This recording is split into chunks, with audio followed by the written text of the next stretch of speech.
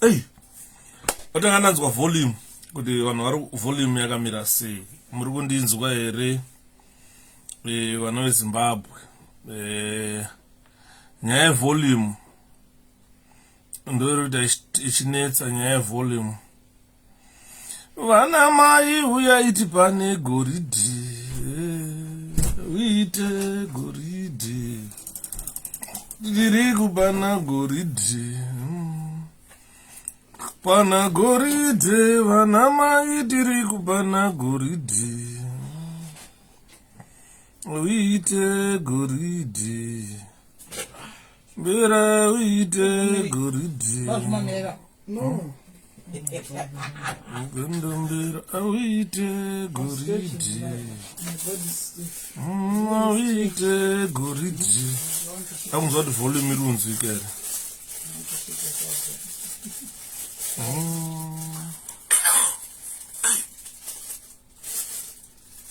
That's the volume. Hey, wasn't it? Mbumira ida kutanga ndanzwa kuti volume iri kuita.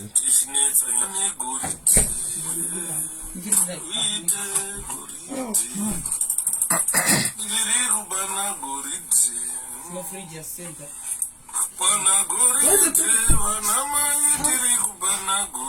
Where do people find these photos? I was sent by someone.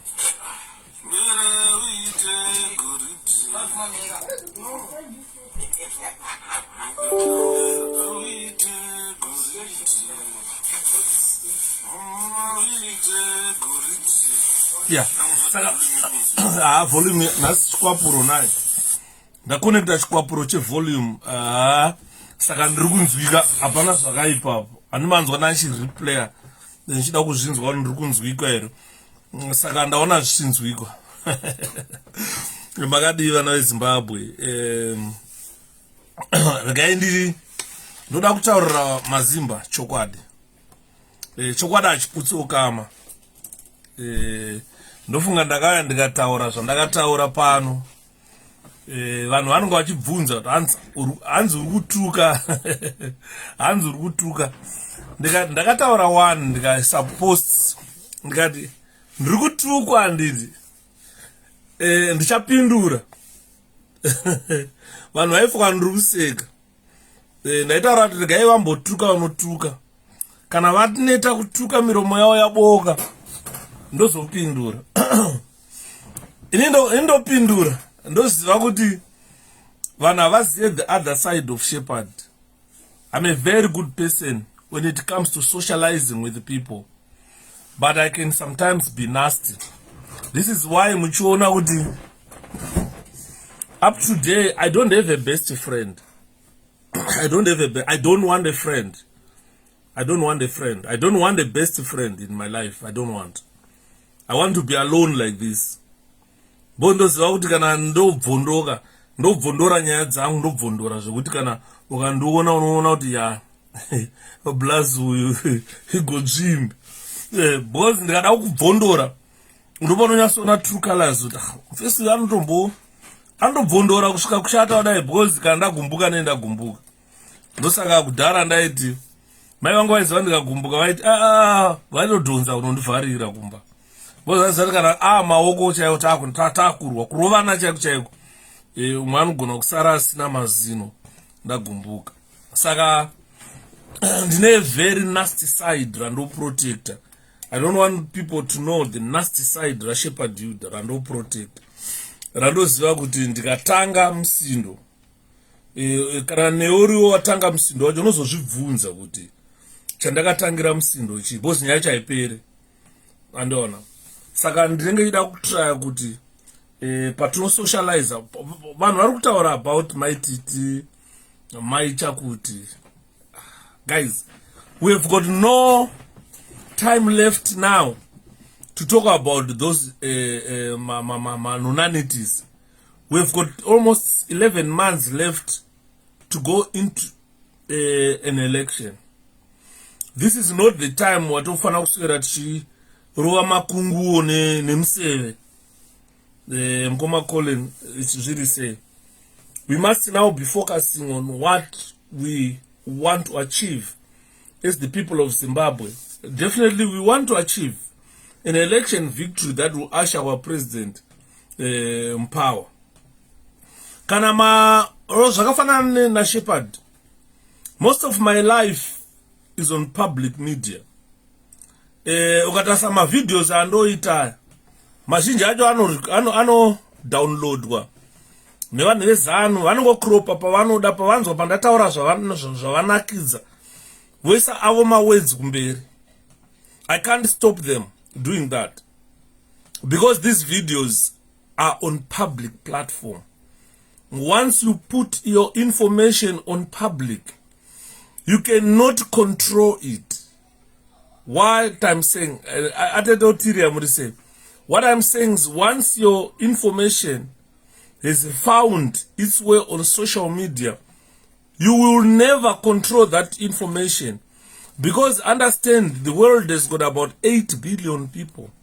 Language yedu shona vaiuya vese kuzoteerera zvaunenge uchitaura iwo zvawakaisa wega pa social media. Ma photos, ma pictures edu ukaenda pa Facebook pako unoiti public, wesa ma pictures ako uchiziva kuti muupenyu hwako iwewe haudi kuti vanhu vataure nezvako, but you post, you take your own pictures, you post them. Zvakafanana na Linda Masarira tinhasi aimhanya nekamupana kaigara mugonyeti kagonyeti driver kaya akatora mapictures ake muswiti zvakadi akakanda pa social media. Isusu kana takuda kukuanalyze nemabasa ako tinokuprofile, you get profiled. Zvakafanana na Shepherd, we get profiled on daily basis by vanhu vari interested with what we do, what we say. Especially imbo imagine nhasi ndomuka ndakaisa scarf muro, ndakapfeka t-shirt ya ED ndichiti 𝗕𝗲𝗁𝗍. Hama dzangu dzandakafamba nadzo munondoona sei?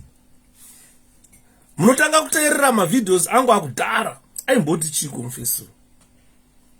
But apa Shepherd wakanganwa apa wakanga, that's what we call profiling. Because you will gather everything that I've done in the past. Because what I've done in the past tells a tale, has got a story. So don't try to censor us. Kana takutaura what you did in the past. Inyaya yekusensana ari kuswera kuti panapa hapana edit. Mkoma taita 𝗪𝗍𝗍 ndakasimba. We don't have an editor. Pa social media hapana editor. Anoti zvawanyora zviri wrong, zvawanyora zviri right.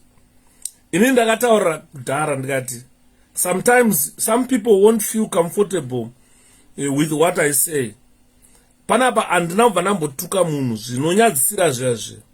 Pandakauya one day ndagumbuka.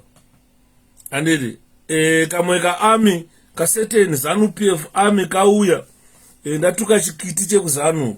Ndataura nyaya dzechikiti chekuzanu-PF. Dzikauya brigade rekuzanu rakauya brigade. Ndikarotaura kuti I'm waiting for you and I was ready for them. Kuti yangu wakaita live yavo ndinoita live yangu. Ndine account yangu yandichazokuudzai imwe account yangu. Yo ndikada kupinda live ipapo ndopinda live vanhu mukashamisika. Ndiyudhera ntaura zvakadai. Tozvigona, hapana chatisingagoni. Have a great day. Thank you.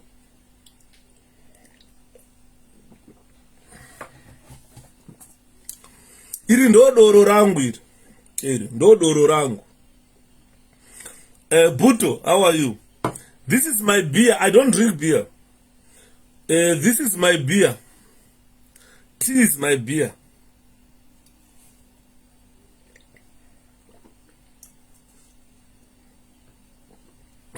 Libe, 𝗪𝗍𝗍.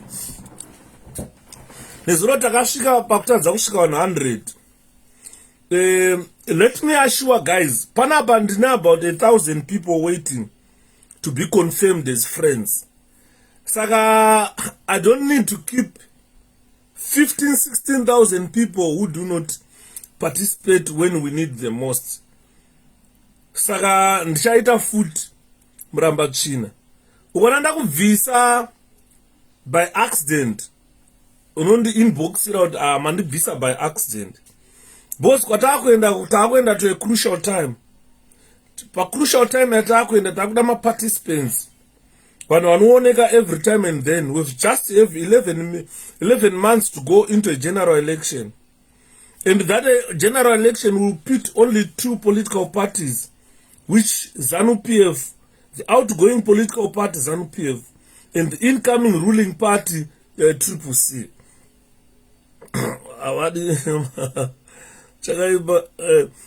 Ndo chokwadi atetemere.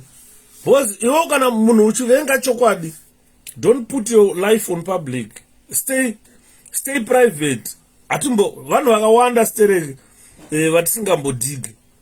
Tell the world the truth. Some people are allergic to the truth. Don't worry. Thank you, Atete Ellen.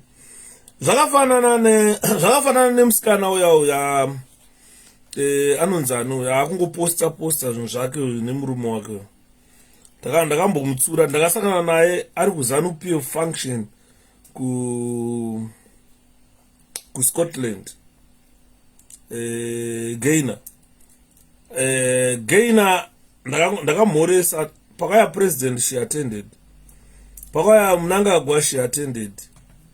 She could have probably attended just as a Zimbabwean, but inini ndikangokona wazvaasociata neZANU-PF wakupinda mapati ZANU-PF atete Masivanda Shumba muzukuru wangu. Zviri sei Shumba?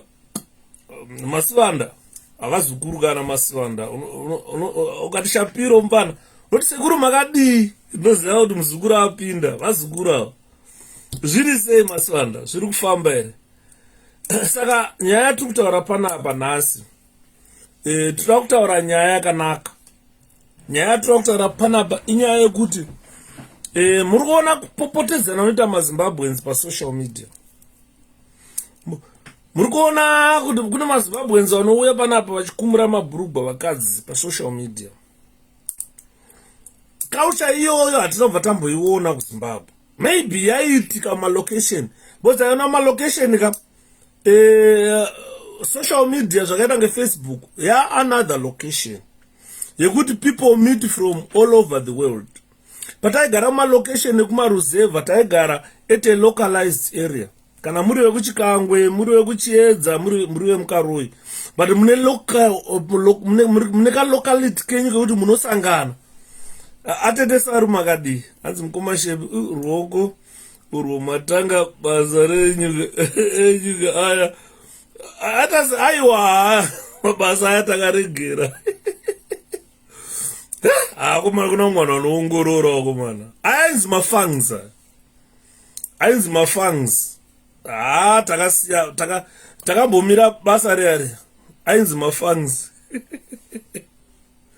Ainzi mafangs mazino enyoka mkomapo zvirise azirambai makadzvanya ndochokwadi ichokwadi.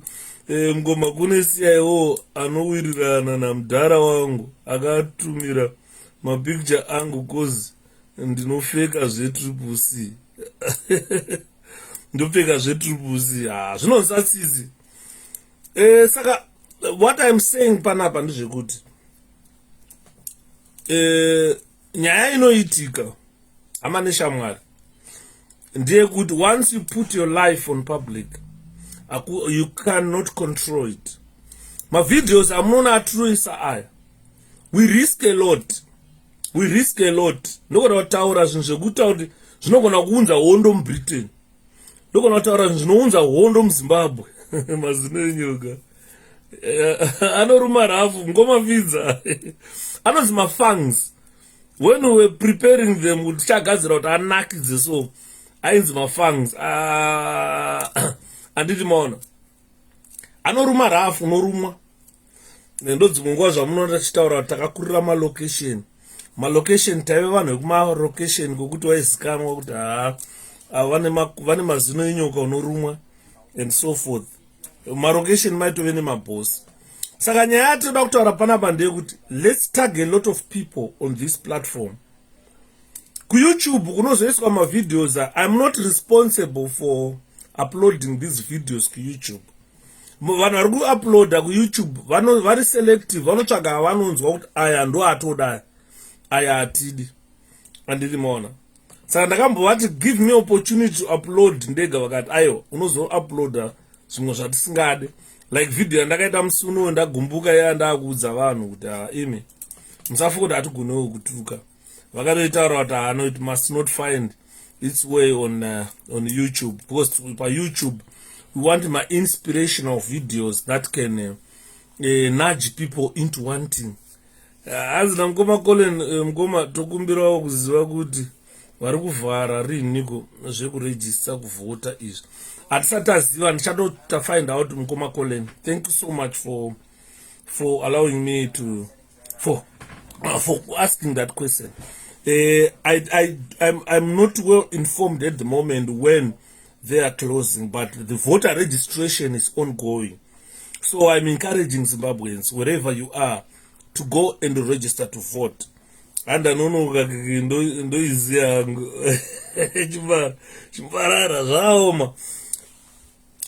what I'm talking about, ladies and gentlemen, is like kutukana kwese kwatoita pa Facebook, kurovana kwatichita malocation, mune zvinhu zvakawanda zviri kuitika. Most of those things are caused by the government. If you don't have a government that control, that put an environment or create an environment where you can interact socially and move forward, that government is not the right government for you. A government that always encourage people to fight, train soldiers to go and fight civilians, train youth militias to go and set up militia bases where people will be reigned or be being abducted to and killed and be tortured, and a lot of bad things happening to the people of Zimbabwe in those bases. That government is not a correct government. That is not a good government for you. If you are Zimbabwean, you need a better government. Chimwene moyo wabwino umabizi nkani ya njito koma tiangula after your live show tabura pano zikomo chimwene tiangula pamene ndikamaliza timayankula. Let's go nai kana wakavota last, you have to go register. If you voted last time, you don't need to go and register to vote, but you need to go and inspect the voters roll whether you still appear on the voters roll. Vana yuda takabva kudhara kuZimbabwe, surprisingly we still appear on the voters roll. And saka if you voted last time, you don't need to worry about yourself to go register to vote, but you need to worry about yourself to go and check if you still exist in the voters roll. And let's tag more people, guys. Yesterday we were about 40 something people. Today 56. We need more people to listen to this. I know kunana Zimbabweans data radura. Sometimes Zimbabwe. Excuse them, but one of the later on, but data raura. So what I was saying, guys, is these difficulties that Zimbabweans are facing, emotional difficulties, social difficulties, and behavioral difficulties that we face as Zimbabweans, especially on social media. Even if we go to different countries that we go to Botswana, you will find a lot of Zimbabweans involved in certain things that we never knew in our country. We were a straightforward people. Why to employ a Zimbabwean? You have employed someone who can do his work with his heart 100%. This is why you see Zimbabweans are on demand. Even today, when other people or other nations like South Africa, when they see us as rubbish, as a threat, if you go anywhere in the world, Zimbabweans are on demand, because we have got a hospitality that we grew up practicing that is needed by even employers anywhere in the world. Ndakada kutobvunzawo izvozvo kuZimbabwe data radhura mukoma. Yes, ndo zvandanzwa. Ini ndakaguma kuvhota 2002. Is my name still there? You need to go and look for it. They do not remove you. Ndosaka kudhara vaiti long time ago they were saying if you die you must obtain a death certificate. The reason for death certificate is to remove you also from the voters roll because you are dead. Is also to close certain dealings, even if the government is paying you like social living allowance and so forth. When you die, if a death certificate is obtained, everything stops there.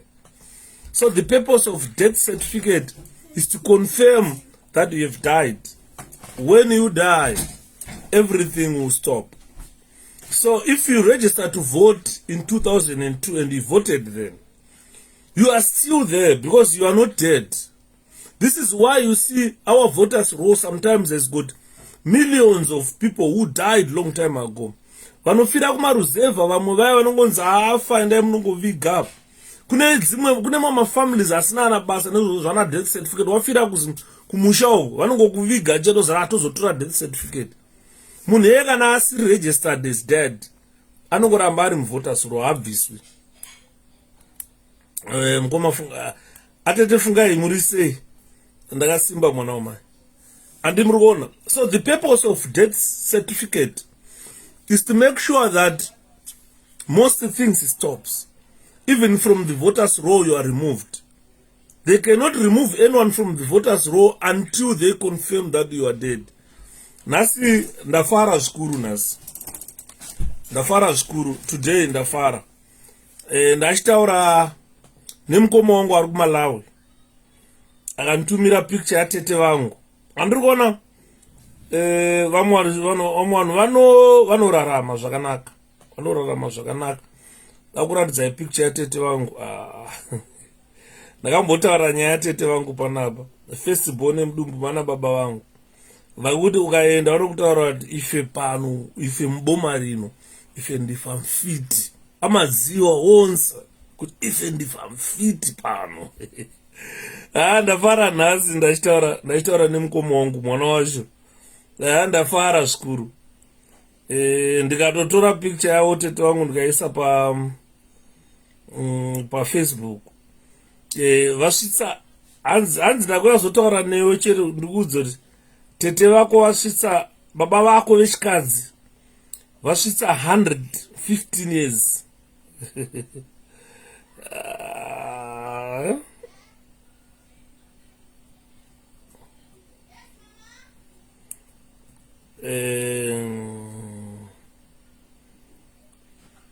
Come on. Ndakuishaya picture yangu ya tete wangu. Ndakuda kuratidza vanhu. Imbuya iyi. Ndakuishaya picture ya tete wangu. Vasvitsa 115 years. Mafariro andaita soka. Ava tete wangu ava. Ndo first born emudumbu mana baba vangu. Ava. Still going strong. Ndaona nhasi vakabata mudonzo. Ndikati atete mabata mudonzo ava kuMalawi kumangochi. Ndaona vakabata mudonzo. Ndikati handaiona kuFacebook ndikati ndoda kuita madana. Vakati pandakabva kuMalawi pandakaenda kuMalawi I celebrated 105. Was it? Yeah, it was 105 years. A birthday ravo. Saka apa vasvitsa 114 years. Saka ndiri kufunga kuti I need to go to Malawi kuno celebrate 114th birthday vasati vafa. Ava tete vangu avo vanokutaurira avo vanokuudza kuti usadhererwe nevanhu Shepherd. Usadhererwe. Vanokutaurira kuti varoi ukatsvaga varoi musha munomu ndisi varoi vacho. Baba vavo sekuru wavo yave n'anga inotyisa. Vakakomborwa 114 years pamangochi ndikuleki Malawi zikomo kwambiri. Iya kumangochi uko vari mumangochi mutown chemo ndomavave zvinezvi. Blaza wangu akavatora akati no amai havishada kuti mugare kumusha muchirima uyai mugare neni. Ndobva vaenda. Asadaro havafi zvekumhanya havafa. Ndoda kuenda uno celebrate 114th birthday ravo.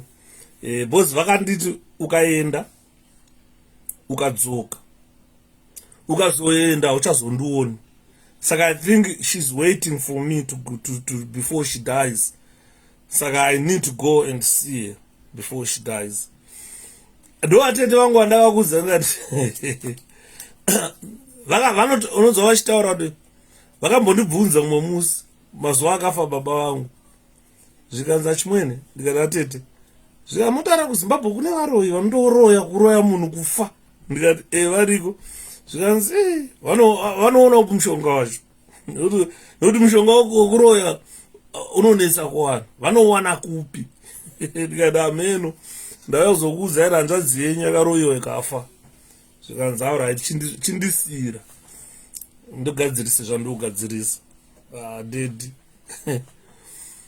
kamuti kacho pandakafamba navo vakandiratidza kamuti kacho kavanoshandisa kanotanda. So ndofunga vanhu vekuZimbabwe mukarima minda yenyu paipa munonosakura paipa pane kamuti kegreen kanobuda mumunda muchibage meya kekuti ukatema kashizha kacho kadya sokanda sauti kanovava stere kashizha kacho kanovava kuvavira sauti taitoswera tudya ido together. But ikaka vakandiradza kakadaro mashizha acho but kanotanda kudai.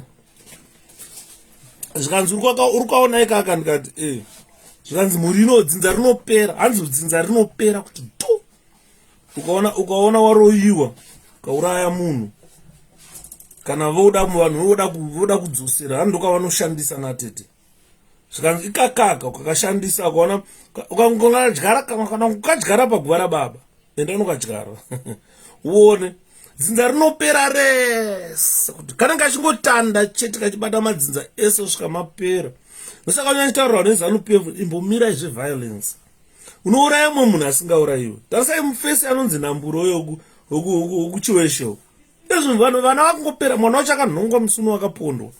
Baba vacho vakafa musuno. Andiri kuona unenge wabata umwana wasingabatwa. Siyanai nekuuraya vanhu. Zviri a long time. Teri zviri kufamba. Ngatisiyanei nekuuraya vanhu. Ini ndakati zvakataura natete wangu was the best. Good. You learn a lesson.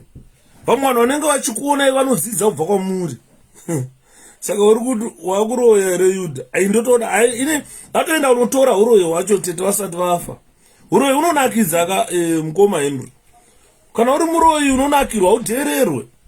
Apa tinge chingodhererwa nokutomotwa ndoZANU-PF kuti kakaona kanofamba kachifuridzwa nemhepo asi kanenge kachingokudherera. Anoona uchiti ukafamba norwa mpama nekamunhu kasina nebasa rese. Munhu haufaniri kurova munhu. Munhu harohwi, munhu haurawi. Hansi family yamira sei baba vari vekuMalawi or mai ndo vanga vari kuMalawi. Baba vangu inini came from Malawi. My father came from Malawi. He came from Malawi during Federation. Came and worked in Zimbabwe. But dzangoti achadzokeri kumusha because type yelife yekumusha ema yawo is very different netype yemashona.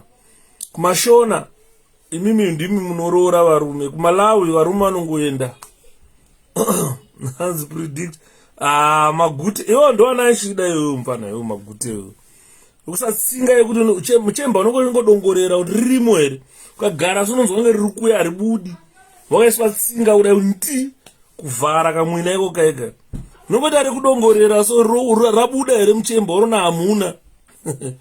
Ukada svondo usingaende kutoilet ukada mwedzi unozoona kuti vanhu havaurawo. Ngoma Halloween how are you? Ndizvo mukoma because timu reZANU rinojairira stere. Iyo nyaya yekurwa hamende vakainzwa sei. kana kuti munhu akavaudza kuti kurova vanhu kuuraya vanhu ndokutonga nyika. I don't know. By now they should have seen all of these lessons, that violence does not pay. Zimbabwe haina road, Zimbabwe haina mvura yakachena. Vana vari kuZimbabwe vazive tissue, ukamuratidza tissue hanzi bandage, because of violence. Unontaurira kuti violence inosvika kupi, tosvika kupi, when tosvika kupi. Ndosaka muri wati kutaura kuti all this emotional abuse that Zimbabweans are suffering, to the extent kuti vakaenda pasocial media vanenge vakuswera vachituka vanhu, vakuswera vachirwa nevanhu pasocial media. It's because of the government that promotes violence. That government is ZANU-PF is not our government. Not our government at all. Their culture of violence is not the culture Zimbabweans want. We want a peaceful country where we coexist. Ndikaona munhu weZANU-PF achitambura kana ndasina lift akamira paroad, ndofana kumira kumutakura akapfeka t-shirt yake ZANU. Andifanirwa kuti aite. Andiona kuti predict magute t-shirt chake chezANU akauya pana ndoti aite. Vanhu vachiti block him, hatimudi pana block him. Ndikati aiwa timbloke. Toda kumudzidzisa mvana kuti zvazvinoita mukurarama kwatinoita. Hama yako chaichaya hauizivi. I appreciate vanhu vachitaura kuti haasiyana namaititi and so forth. You never know. Mangwana ndogona kuita problem ndobatsirwa namaititi. Mangwana anogona kuita problem Felicitas ndomubatsira. Ndo life yatinoziva maZimbabweans. This is why you see everywhere where Zimbabwean go, muZimbabwean anobatwa zvakanaka. muZimbabwe kana akapinda pabasa anoshanda zvine simba. Unotoka ukatoenda mune macompanies kana una South Africa ndokuuza kuti are you from Zimbabwe? Kuti yes, come tine basa. Ngapangouya munhu kuSomalia kuti no atidi. Andimona. Ndakangofanana ne Islam foods. Yeah, Zimbabwe is like Islam foods. We don't have a government. We don't want a government that promotes violence. He was telling people about Easter but didn't know the events. He was asking his bodyguards what Easter is about. You understand? This is someone that you have given a mandate to run a country. So the problem that we have, we become emotional because the conditions that we live under in our country are conditions that make people emotional, are conditions that even our social life cannot be like a social life that is for a normal living. We cannot socialize even on Facebook. No, block him. And at the end, we end up associating ourselves with the birds of same feathers. Those who love 𝗕𝗵𝗃. We end up taungana tangova 𝗕𝗵𝗃. But what we definitely need to do is we need to come together as 𝗕𝗵𝗃𝗀 yao people vanhu vasingaiti. Sorry, where's the as 𝗕𝗵𝗃𝗀 yao people vanhu vasingaiti wakabikwa iwe unozvitemba. Tell them, my brother, ndokara chitaurira vanhu kuti unoona unozoti tokurova tokura.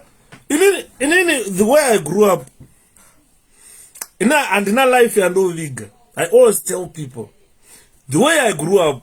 Ndaiona baba munini vangu munina baba vangu vainzi 𝗕𝗵𝗃𝗀, vainzi dinala 10.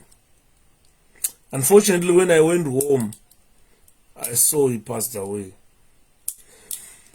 Ndokana nchikudzai, when I was born, I was born with 2 teeth. Ndaberwa ndine mazino 2.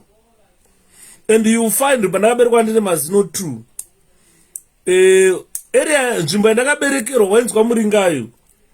Vanhu nzvimbo yakagara pasi vakati mwana aberekwa anoshura. Kuda mwana anoberekwa nemazino. Vakagadzira chipfuko mavaida kundiisa. Amai vangu vakatiza neni usiku. Vasvika mandizuma munin'ina baba vangu vanga varipo. Vakanditora vakadisapia neni. Vakazodzoka. Amai vakuti ko mwana akaendepi? Amai vangu vanzi vaitya kundiyamwisa. but vakazodzoka baba muninini vakati mai guru ndapedza zvandaida pamwana kana makuyamwisai handiko pandakazotanga kupuwa zamu kuti kwe ndofunga na a day rese ndazvarwa na 2 days ndazvarwa ndisina kuyamwa mukaka. That is not a joke at all. Ukataurira vanhu vanofunga kuti tiri kuita fiction panapa. Hadzisi fiction zvachose zvazve. Wotumwa nezano kuenda unouraya munhu akaita saShepherd. Handirege kufa ndofa. But kana ndafa ndipo uchazoona kuti marudzi haabatwi. Ipapo you learn a lesson. Mamarudzi haabatwi. Siyanai nekuuraya vanhu. Let's desist from killing people. Because you are becoming emotional to a wrong person. I've never run Zimbabwe. I don't rule Zimbabwe. I'm not ZANU-PF. I've never been president of Zimbabwe.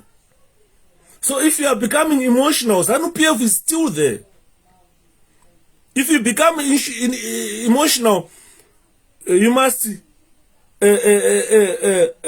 parasura. Uchiparasurira ZANU-PF yakakuisa in this poverty for 42 years. Usauya kuzopedzera hasha dzako pana Yudha.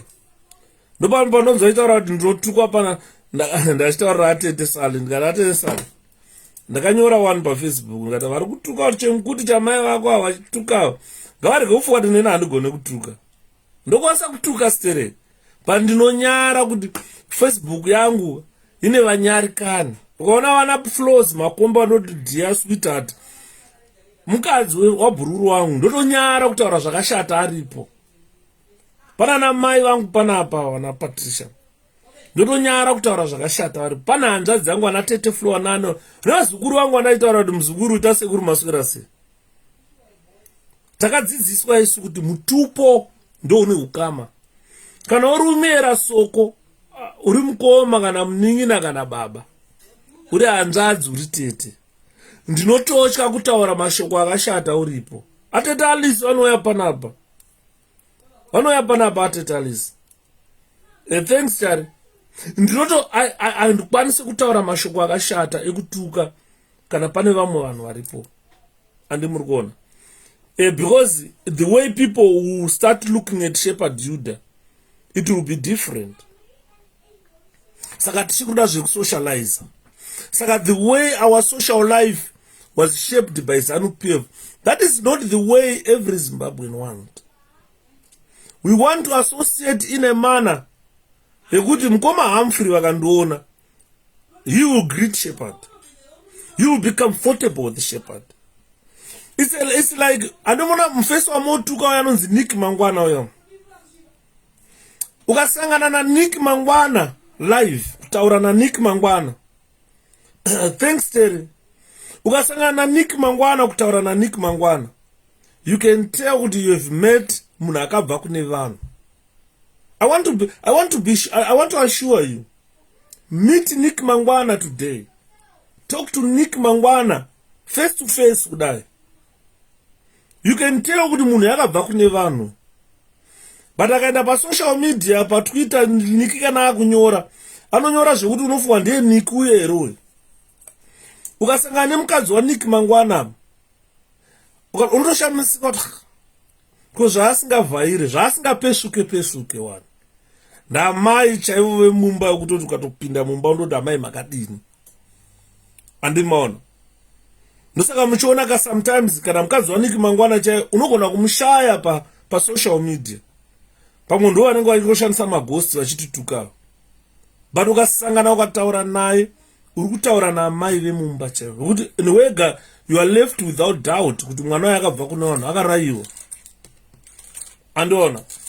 Saka ukaona maghost accounts mazhinji anotutuka.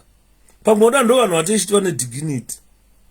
Saka vanenge vachiuya vakawanda kututuka. Isikana taa kudzore. Ina handina pando hide identity yangu. Because vanhu vanofanira kuziva kuti ndi Yudha. Vanofanira kuziva character yangu. Ndiri munhu akanaka stereke. Andiri maona.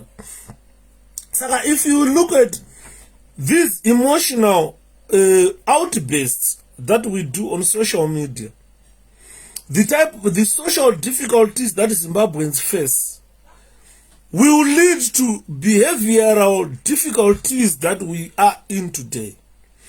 And these difficulties, a good example, like frequent tantrums, when we start talking about building Zimbabwe, you will tell you or you conclude that these tantrums are from people, from a certain group of people, or from a certain political party that does not believe in building a country to become one of the best countries even in SADC. I was talking to a friend today. He was telling me that, do you know, Shepherd, that South Africa, in the whole of Africa, South Africa is the most industrialized nation, almost equal to England in regard to industries. The problem is behavioral problem of South Africans that has brought that country's economy down. Every South African has got a gun. In South Africa is the only country where you can be shot for a phone. You can be killed for a phone. Someone wants to steal this phone from you. The next thing he does is shoot you to get a phone in South Africa. If all those industries in South Africa were like in Zimbabwe, Zimbabwe would be a heaven considering the people of Zimbabwe. Ndo chokwadi mkoma Watson. Apana chinhu chakanaka chinokosha seunhu hwemunhu. Tine vamwe vanhu vari kuZimbabwe vokuti ukamutarisa mashatiro akaita, wotarisa nekushata kweunhu hwake.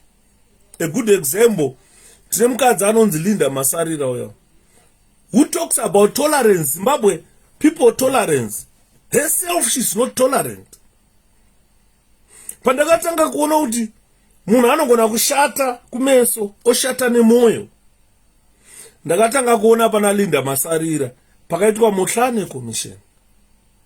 Akatanga kuuya akatanga kunyepa kwaaita kwakakonzera kuti vanhu vaende kumajeri, vamwe vanhu vanofira majeri nenyaya yekuti iye anoda kudya, anoshandisa apa nedumbu, kumwe kwacho kwaanoshandisa achatauri, achitadza kushandisa personality.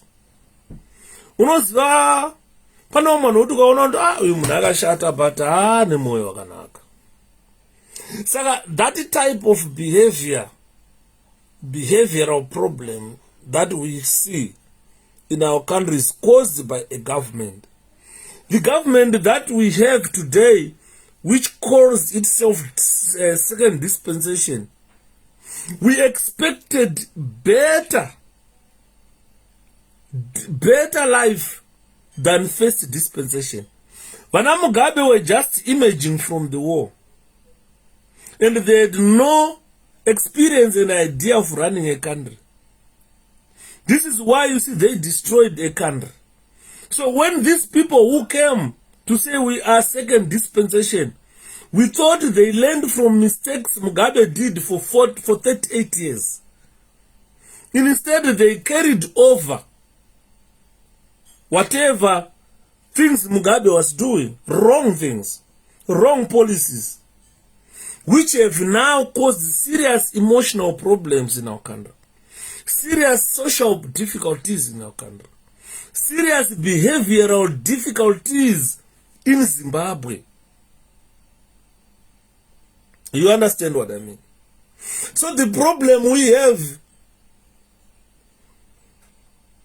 is ZANU-PF persistently seek attention, but they seek attention doing wrong things, implementing wrong policies that will never better the lives of people in Zimbabwe.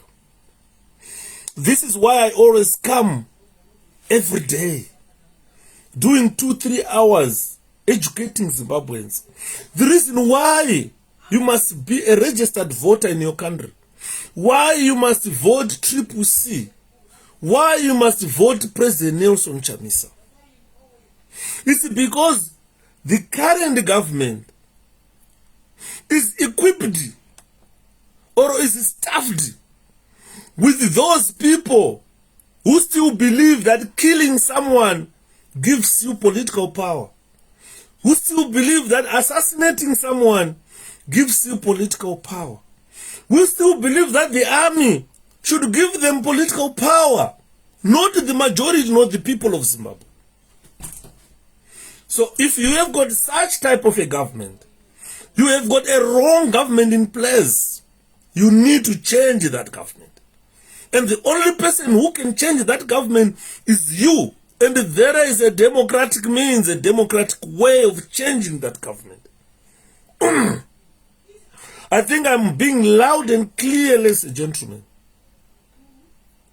that let's not be carried away by what ZANU-PF is saying. Let's not get carried away by getting sugar, cabbage, 2 kg chingwa, 2 kg sugar, 2 liters, 1 loaf of chingwa for your vote. Your vote will make sure that all these emotional outbursts we see on social media, this will go. Because nyika yedu ikatanga kufunctiona, aumbofokuona munhu ari pasocial media achikurura bhurubha, aumbofokuona munhu ari pasocial media achituka chemkuti chako, because anenge achitarisa neighbor yake kuti mwana waneighbor yangu yaita mari, ari kumhanya neX5. Vanhu maZimbabweans anda competition yekuita zvinhu zvakanaka muupenyu. Even dzimba dzatoda kuvaka dzedu dzekumalocation ingada tichiziextenda tichivaka kalocation ngekuti kari sweet to look at with your eyes. Unoziva kuti location rukavakwa seart ukatarisa sonongochiona the beauty of your country. Even mashizha, uswa, loni, ukabuda ukamira so kuZimbabwe kune nyenze, kune kazuva kakanaka, ukamira so you will enjoy life. Brian Marimira, zviri sei mwana wamai? You understand what I mean? Saka tiri kuda kuti maZimbabweans, we are failing to thrive in our country because of a government that does not represent your interests. Andi murugunzo, ukada kutarisa vana vari muZimbabwe nhasi, haungavakombe nevana veve muZimbabwe kudhara. Unoziva kuti kana nyika ine chikafu chakanaka, vana vanokura vari health. Vana vakakura vari health, you create a very good or a health adult. Pamwana akura zvakanaka, chika zvakanaka, you create a health adult. Wotukatarisa, ndaiona imbotarisai maplayers edebhora. A very good example. Imboenda imotarisa maplayers enyebhora ekuZimbabwe kana vachitamba nenyika dzakaita sana Cameroon. Panenge pachita kunge parikutamba mwana ane 8 years nemwana nemurume ane 40 years. Tuva maplayers ekuZimbabwe tunenge turi tudiki akanaka na stamina. Brandon zviri kufamba akanaka na stamina, kwakapusha ukanonowira uku, and we expect kuti kawine bhora kamunhu kakadaro. Ukatarisa Lionel Messi is short, but akaumbwa zvekuti unoona kuti play bhora. Twedu hatuna stamina yacho, hatuna kuumbwa, tiri kufa nenzara tumaplayers. Ndakatarisa bhora reHighlanders neDynamos, ndakafunga kuti ma-18 ma-under 18 ari kutamba, kuti vana vafanho vechikoro ma-13 years ari kutamba. Muna varume vakuru vana baba vari kutamba bhora man. But because havana balanced diet, vazhinji vacho vakangokura achitamba chipepa muroad, tisina ana maground, maproper ground ekuzvidevelopa talent. Unoziva maZimbabweans vachita tinoda kuenda kuWorld Cup. How can you go kuWorld Cup nevanhu vakadaro vasiri well catered for? Mwana munoziva mukadzi anoti catered for ane nhumbu. mwana achitariswa ari mudumbu haana madeformities here, haana chii here, ari kukura zvakanaka here, mukadzi achienda achinoongororwa. Kudhara ndaiseka usada kuzvifunga izvinezvi. Kudhara masikani kana aiveko hamendo aishanda here masikani akudhara. KuZimbabwe vakadzi vekuZimbabwe vaitozoziva kuti mwana wemukomana kana musikana azvarwa. Mukoma Humphrey chokwadi will set us free. Ndosa achitaura kuti let's tag a lot of people including government ministers kuti vateerere zvandinotaura. Kudhara I don't know vana 𝗕𝗵𝗵𝗃𝗃 vari pano kuti maisvamisa sei maibara kudhara imini takabarwa kudhara. Mukadzi aiti akaenda kusikero kuti vazive kuti mwana ari kukura mudumbu, mukadzi will be weighed, anoiswa pasikero kuti ari kurema 89 kgs nhasi, ozi mozoya mwedzi unouya. Bosi vanhu vaiziva kuti mwana anogona kuzvarwa 4 kgs, saka mukadzi pamwedzi iyoyo anogona kugena weight. Vanozokalkuleta kuti mwana ari mudumbu pamwe ane 3 kgs neweight inenge yagena amai pa9 months. Zvaizotadza kubuda zviri izvo, vamwe vaibva vadya stereki vakadzi robva rarema parakatakura uku adirimaona.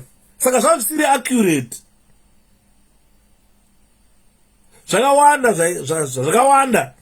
zvaitadzika kudhara, but ukatarisa mazuva ano kuri kuzvarwa. Unozati makore ano ndakataura mumwe ndikati imbotarisai kana pana Ronaldo pai pakanofura madziwa kana kuchema achipukuta misodzi achikanda tishu, vana anonzi anana vana Lionel Messi, vakadzi vanomhanya kunonhonga tishu raRonaldo, tishu raLionel Messi, vakarinhonga naro mangwana vanenge vari kulaboratory vachitarisa kuti hapana DNA yaLionel Messi here. Vakaiona iripo hanzi ndikuida DNA ndozvara mwana anenge Lionel Messi. Munhu andosukwa nhumbu otobairirwa DNA yaLionel Messi kuti awane mwana akadaro. Vanhu vari kuklonwa, inonzi cloning. Vanhu vari kuklonwa izvinezvi.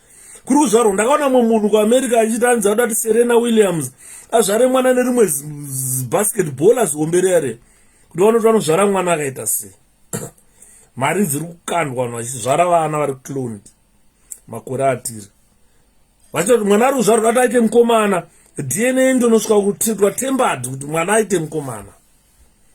𝗥𝗏𝗏 handimoziva machromosomes ataiti 𝗥𝗏 kuti X anenge ari murume Y ari mukadzi.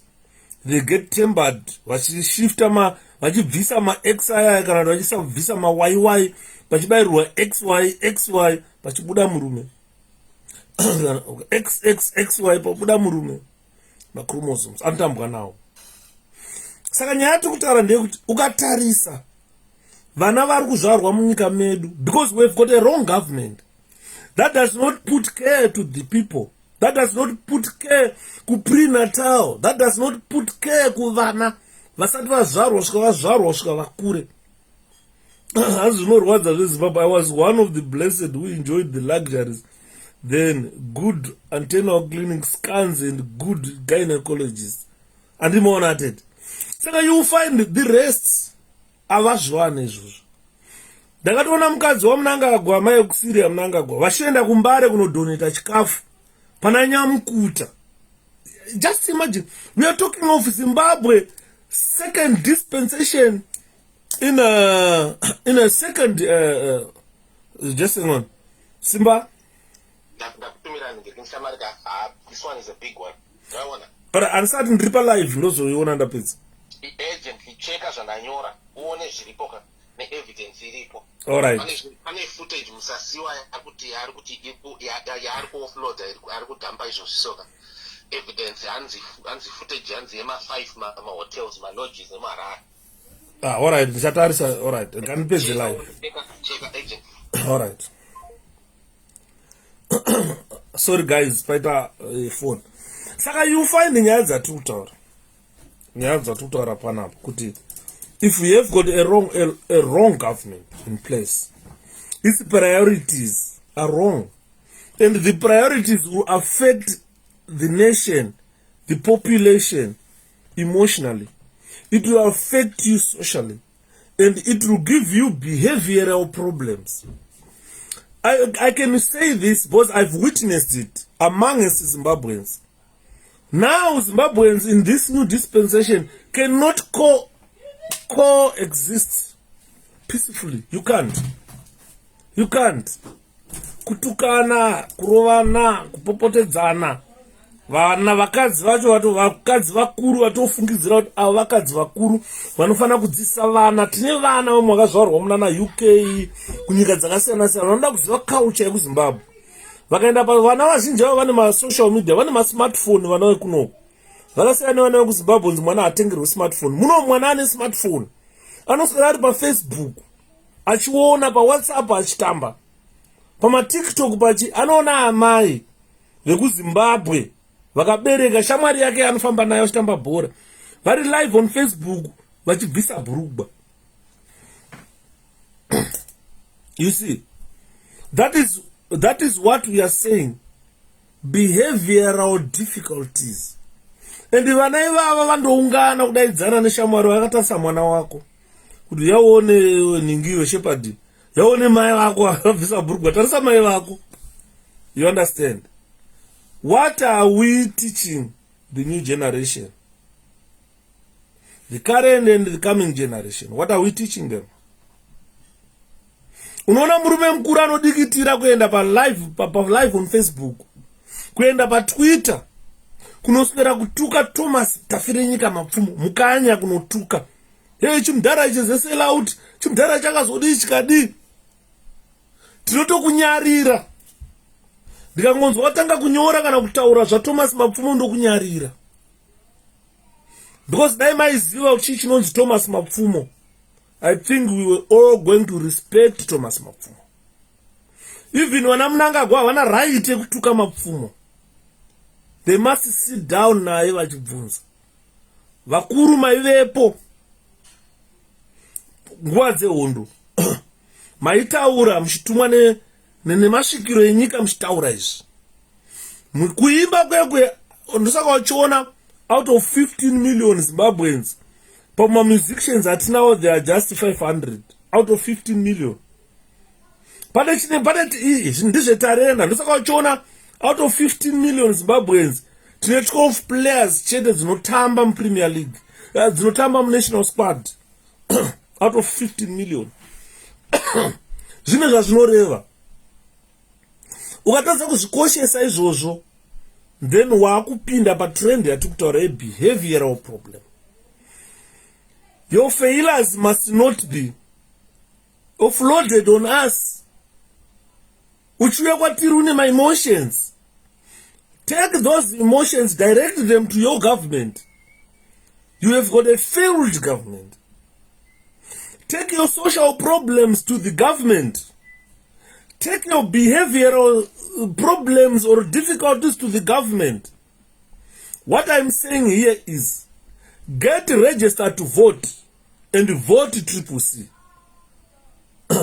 And please show us what the caller have sent. That's a burning issue emalogies. Akatewa nezana. My footages acho. And suziva kuti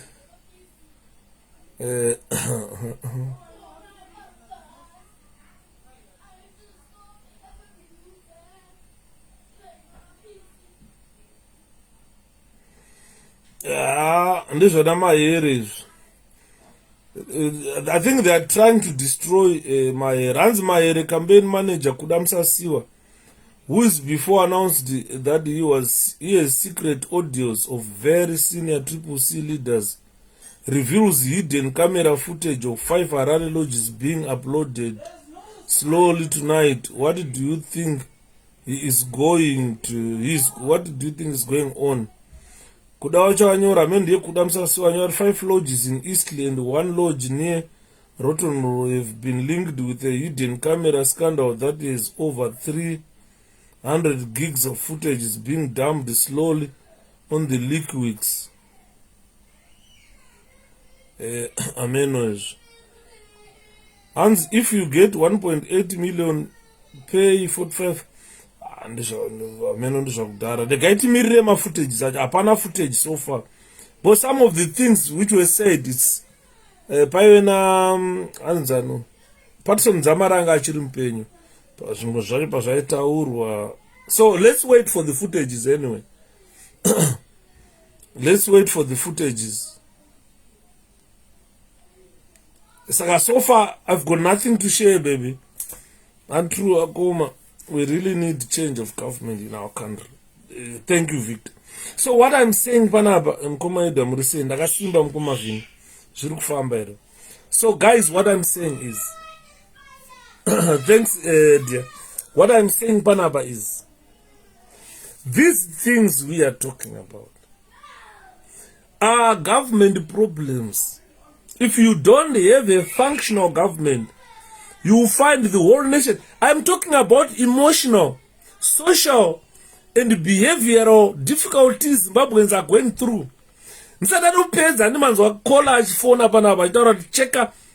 Already takutona zvandiri kutaura and murikuona batanenzai madots zvandiri kutaura matozviona ndisati ndapedza presentation yangu already a call came in.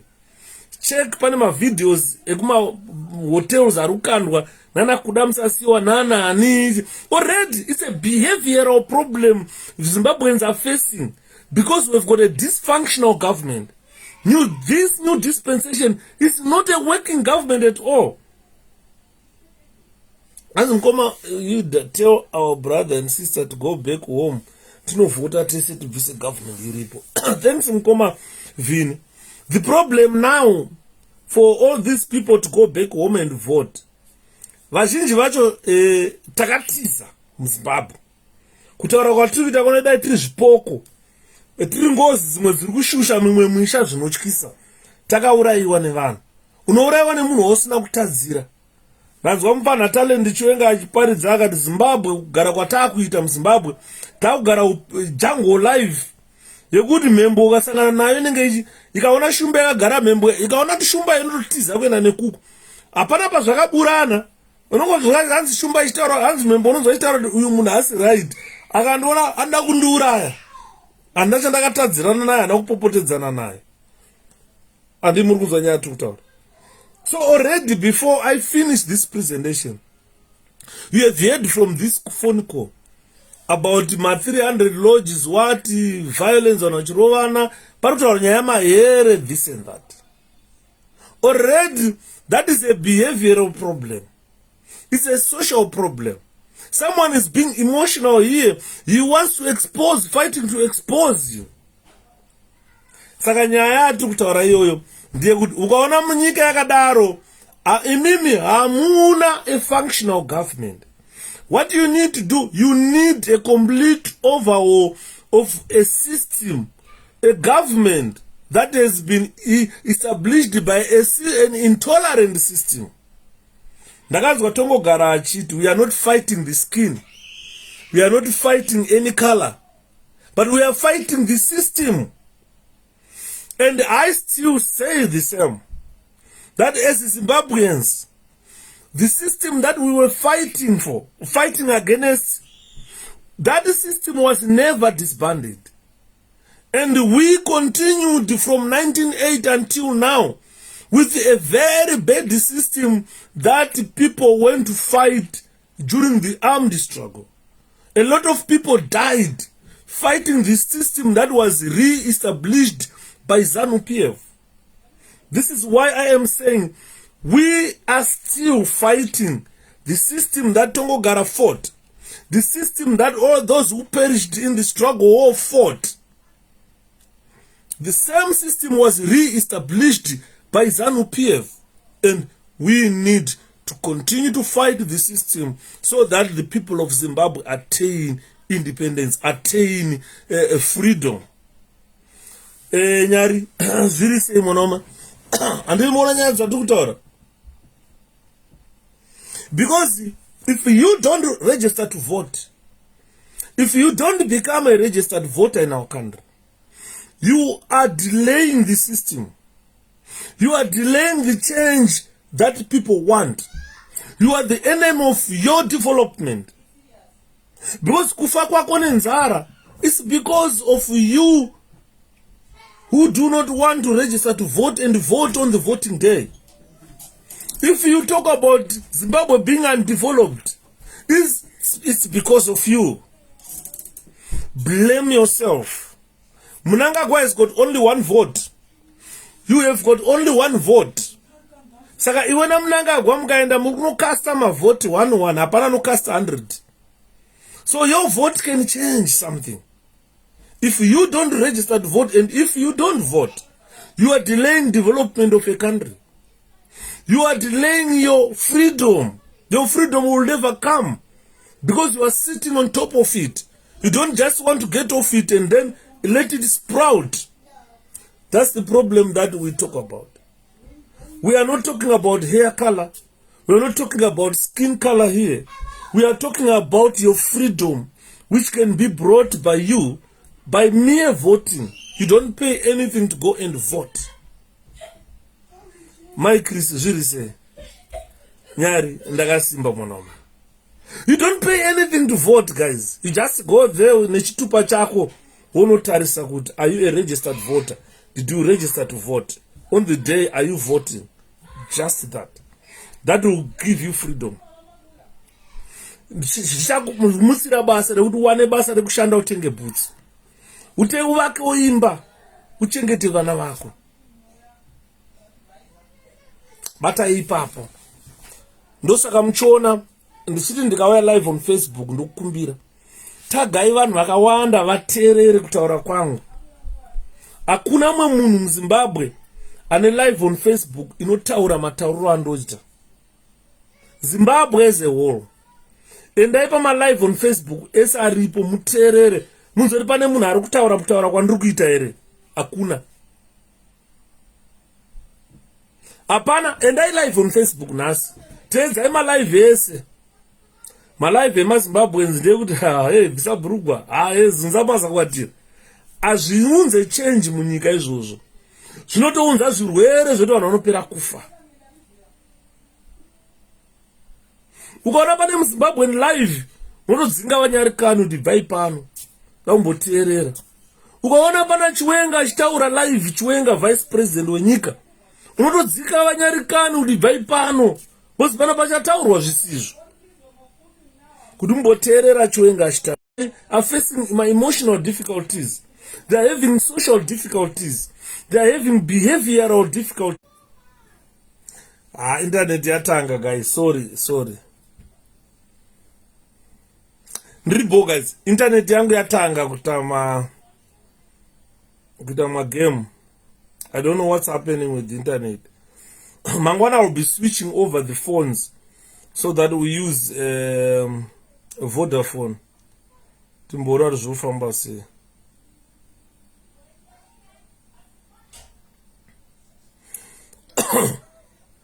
So this is why, guys, sorry, internet yangu iruta mabororo.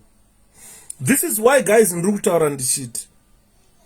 The system that was introduced by ZANU-PF, it was a reintroduction of a system that these men went to fight during the war. And they had a dream. Vana Joshua Ngomo pavaitsvaga masoja vachitanga hondo, they had a dream. Mugabe achitanga hondo, Mugabe akazoona hondo yatangwa nana Ndabaningi Stole. But those guys had a dream. To me, Mugabe, no matter how much I hated Mugabe, no matter how much I hated vanhu vakararama nguva dzehondo vakatanga kuuraya vanhu after hondo. These guys, they had a mission, a special mission. They aimed to create a beautiful Zimbabwe. Not the Zimbabwe that you are seeing today. This is not the Zimbabwe that they aimed to create. They wanted to create a beautiful Zimbabwe that today we will have a beautiful life. We shouldn't be banging our heads against each other, trying to think 𝗕𝗺𝗫𝗃𝗃. Ukaenda muZimbabwe, munyika mekuti baba namai havatozive kuti nhasi tikamuka todyei, vana tinovapei. They've got no idea. They totally have no idea. Ukaenda kune dzimwe nyika, children are on rocking chairs vachimwa tea nemapizza. KuZimbabwe mbambaira inotoyera kuiwana kuti munhu anwe tea nemambaira. Mukaka wakuyera kuwana kuti unwe tea hobvu ine mukaka. Ukapinda munyika medu mabuildings malocations yakuita ngenyika ine hondo, dilapidated buildings. Ukaenda kuHarare kuna South Atoni kwaive nemaindustries kwekuye, hutsi hwawaiona uchiti Togo uya hakuchina hutsi uya. All those buildings are now haunted. Ndaitarisa mupana wangu tiri musango hwenje achinyora musune kuti vanhu vaita queue kuZisco kuti vapinde mabasa. Mishini yeZisco yakavharwa, ndofunga yatove ne10 years mishini yavharwa. Dziya isimbi dzinorasta dzinopera. For Zisco kuti ivhurwe kuda 1 billion cash kuti vatange kumaina nekunyevenutsa simbi nekuzogadzira simbi vachitengesa. For anyone who wants to operate Zisco today, we will need about 10 years to come to start realizing profits.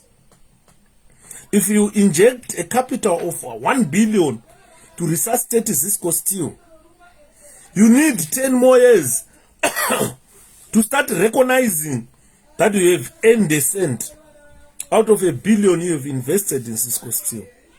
Zisco is not a viable industry at this juncture that any making profit businessman would want to invest his money in. Because the infrastructure is dilapidated. Everything needs to be restored to buy new equipment for that Zisco to function, to start functioning.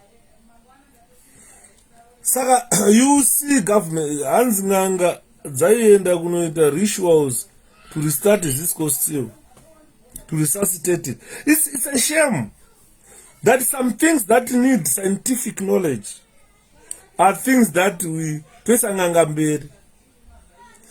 Nganga dzoshanda zvanaisi kutaurirai pakutanga zvero. Kuti tikafunga kuda kuisa chitsinga chekuti kudhodho kusadhote.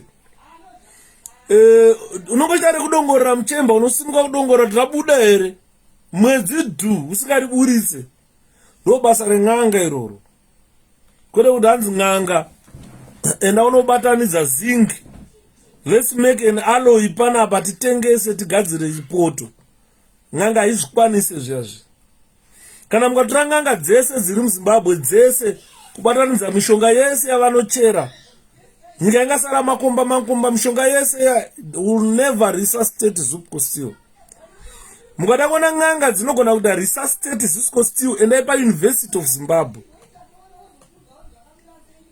Kune madhara anoticha physics nechemistry. Endai botaura nemadhara aya kuti want to resuscitate Zisco. Tuda simbi inosustaina pressure yakati, motsvaga maengineers moeda ipapo. Izvo maengineers vanhu vechemistry vaya ndo ng'anga dzinogona kuti resuscitate ZANU-PF. Kwete ana godobori wekuenda kunochera muti makomo vachiya vachikuya hoho vachitema vanhu nyora, havaisustain Zisco iyayi. Anditi maona ng'anga Zisco yakuda isusu mascientist toisa musoro pamwe tichinetsana takagara muofisi kuti wakomana toda simbi yakasimba zvakati, how do you make it? Mugodhi wadzika uyu hakuna chatiri kuburitsa, but tiri kutsvaga steel kuti tiwane kunoenda steel yakawanda ndekupi. Hazvidi ng'anga zviro, hazvitombodi ng'anga kana kawana. Ng'anga dzemuZimbabwe idzi ukaenda kumangochi uku, ndakambokutaurirai pamba pasekuru vangu inini ndokwazinoya dzichitenga mishonga. Sekuru vangu vakataura vakamboenda neimwe ng'anga yakabva kuZimbabwe ichitenga mishonga, vakaenda naye kuLake Malombe.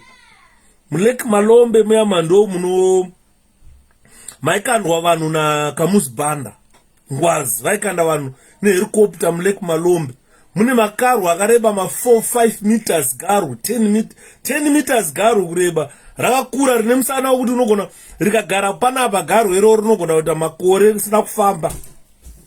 Akazara mulake Malombe aidya vanhu aikandurwa vanhu nakamuzibanda. You understand what I mean? Saka you find out guys kuti nganga idzo dzese adzimutse 𝗪𝗀𝗁𝗀 not even a day adzimutse 𝗪𝗀𝗁𝗀. 𝗪𝗀𝗁𝗀 unoda bhuku rakanzi Science for Zimbabwe nemamwe anozotera ekuti zvinhu zvifambe. Andiri kuona. Saka you find nyaya dzatiri kutaura idzodzo guys kuti as a result we have got a government that has got poor concentration when it comes to governing. They don't know what to prioritize. If you have got poor concentration of what you are doing, then you are a failure. You will not know what to prioritize so that the country will move forward. I'm back now. Good. Thanks for my. And the Murgona. Dambudziko iro rati kutaura panapa roti kwaona vakuru vakutora nganga kunomutsa 𝗪𝗀𝗁𝗀. Ukatarisa vakuru vedu ivava imboteererai maspeech avanotaura kunyika yeZimbabwe. The type of language that they use when they talk to the people of Zimbabwe, you will definitely conclude kuti apa hapana chinobuda kana chinozikanwa hapana. Zvakutoda diesel pachino. You understand mukoma Joe? Vanhu vari kutaura nezvavava, they were the same people who drove cars. Vamubva kwana Mutare vanaopa Muchinguri, vana Kembomo had kubva 𝗵𝗵𝗺𝗃𝗵, vana Elbert Mpofu kubva kuNkai pasi kwenyika uko. Vese vakadriva motikari dzavo dzese vakauya for a manna from heaven in Chinoi kuti diesel riri kubuda padombo. Those people are too daft to run a country. Ukauya iwewe pandiri nini scientist wondiudza kuti wawana purified diesel. Already kana wanga uri scientist I will rule you out. Ndotanga kuquestiona kuti science dzako wakadzidzidza kupi iwewe. Unouya pana uzondiudza kuti wawana iwewe diesel richibuda padombo, purified diesel. Under the mon.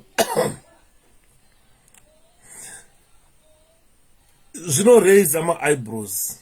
Do we have the right people in the right positions? Is the new dispensation the right government for Zimbabwe?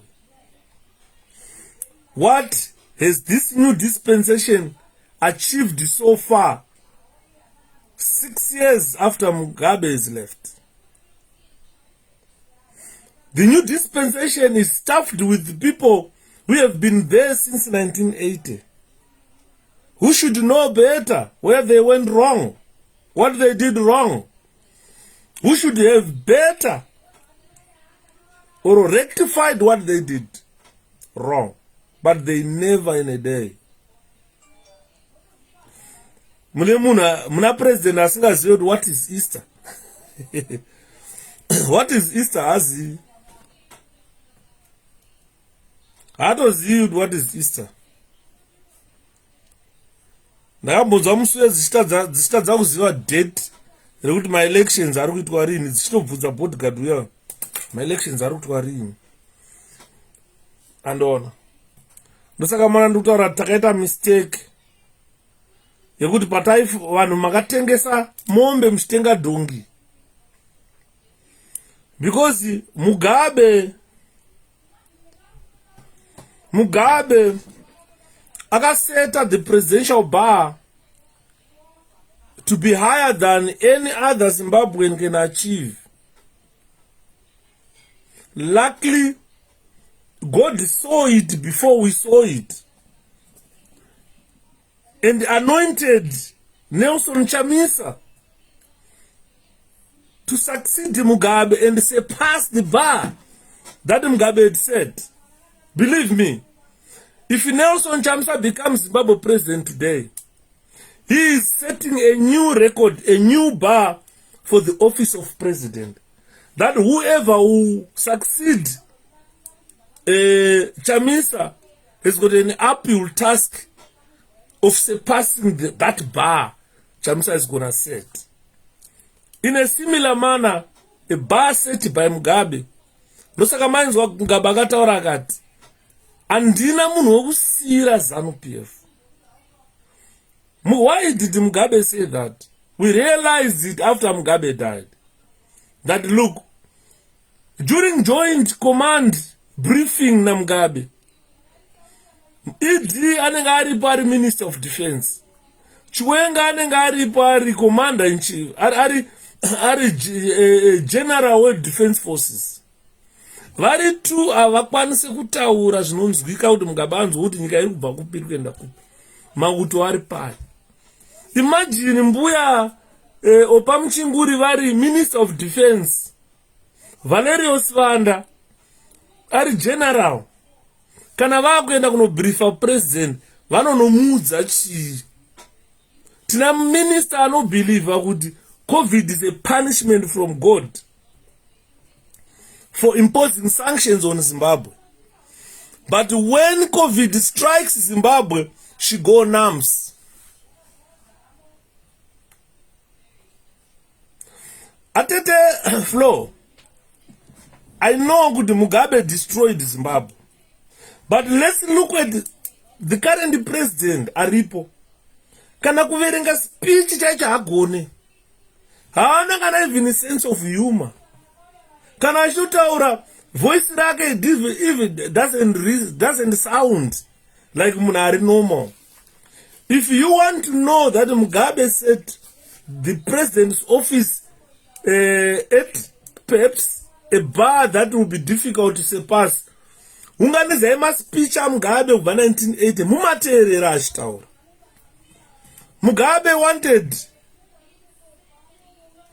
Zimbabwe imwe. Zimbabwe yaidiwa na Mugabe. Haisi no Zimbabwe yaakazobatsira kuseta.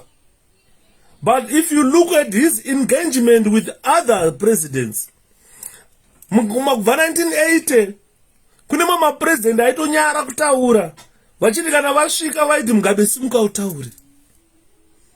Aiti akaenda ku-UN uko, vana Chisano vanga vasingataurawo, vana Mudhara Kaunda vanga vasingataurawo.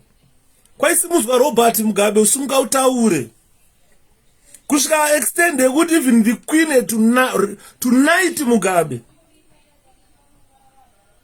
because zvakazomupa a national standing yebhara akaseta to be a president higher than anyone can achieve in our country.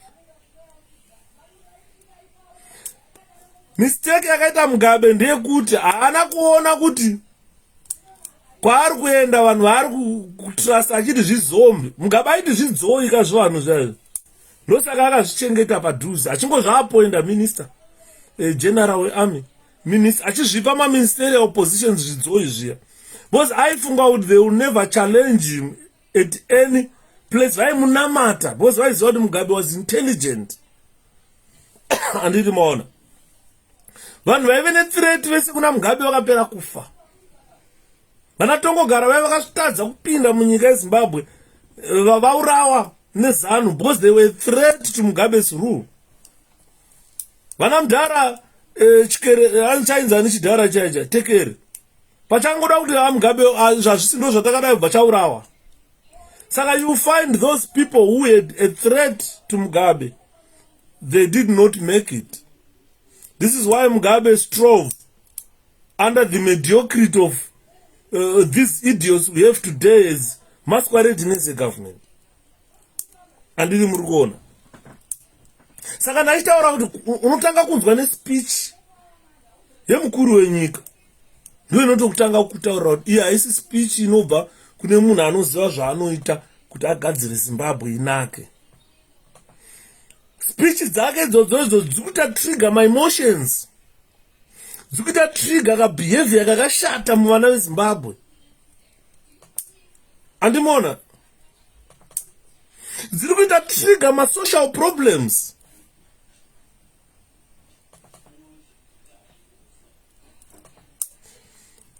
Vanoda kuzama kuita ma-speech amugaba yaya kuti blah, keep your Britain, I'll keep my Zimbabwe. Ava vana kana idea to keep Zimbabwe, what does it mean? As we anofana kudipota kuenda kuZambia. Anofana kuona Zimbabwe yakanaka yamunenge muchibatsira varume. Because Zimbabwe has been isolated worse than it was during Mugabe. If you look at my British, they thought probably Wawana Munari Sen who can assist them in assisting Zimbabwe as its former colony. I'm live on Facebook. This picks everything out.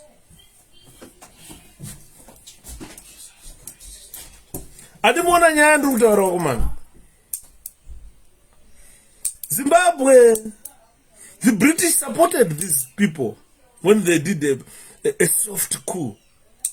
What they did was a coup, but it was a soft coup, which they were supported and promoted by the British government. Now, the British government, they are seeing, we assisted people who are aggressive. Zvizoizva zvakangochengetwa naMugabe semasofa. Sofa ritaure. Rinongogarirwa uri apa ronyari rogarirwa. Now they've thrust themselves onto the seats where they are scrutinized by people on daily basis. And that's when we are discovering with heart. Vanhu vakanga ari ngori macheya ekugarira naye, hapana zvazviripo kana zvaizikanwa hapana. Taakuzviona izvozvo. So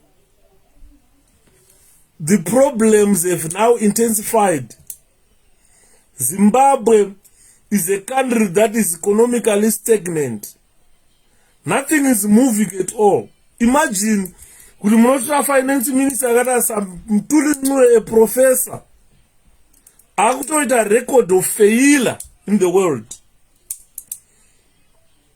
Ukaona muna professor as a finance minister, munofana kuve mune sound economy. But you find the professor 𝗕𝗵𝗵𝗃𝗀𝗃, vanotora Mnangagwa umutigara apa mudhara. Speech iyi endanoataurira vana veZimbabwe kuti ezvinezvi patasvika apa, $1 is equivalent to $1 Mnangagwa oenda pa state television, it was watched by billions of people on social media, telling the world that $1 is equivalent to $1. Apapere a week or 2 months, $1 is now equivalent to 350 RTGs.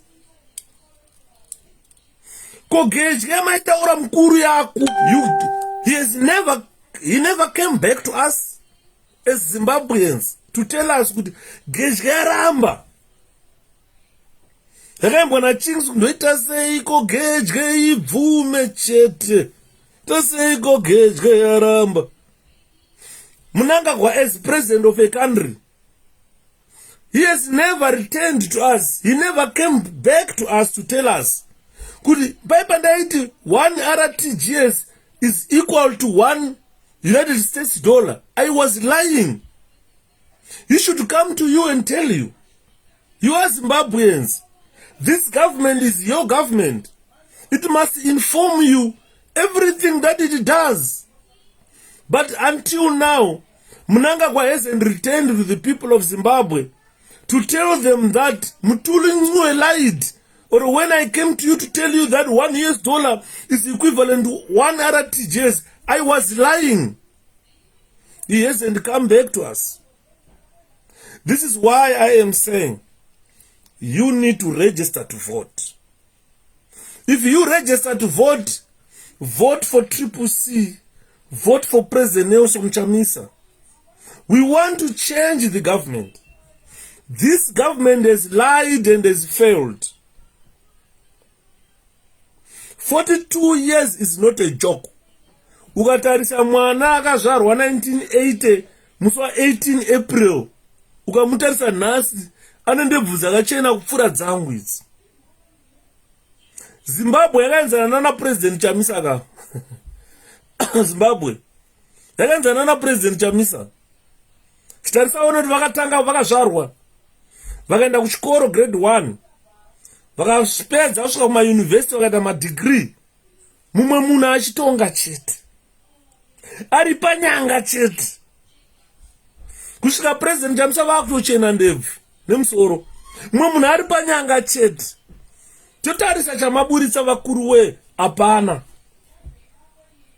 Ndopaunoona kamwe kamwana kakazvarwa 1988 kashuya kachikutaura kuti idipfe. Imbotaurira twafara twana pangana ijava twana mugwadi kuti mbogarai pasi. Garai pasi. Muchiri vana muri kupfeka manapkin. Nyaya dzati kutaura dzakura hadzezera rawo. Hanzi ma-leaders zip dzinga hanziza ngivhurika kudya pese pese. Amadi ya ponse ngati ngogodu.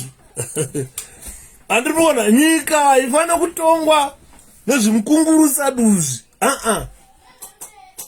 Zimbabwe sofa inyika iri kutongwa nengoko. Ngoko chase ngoko dziya dzinokungurutsa nesure. Kana kune gomba rinosvika kunowira nemurwi wedhodhi.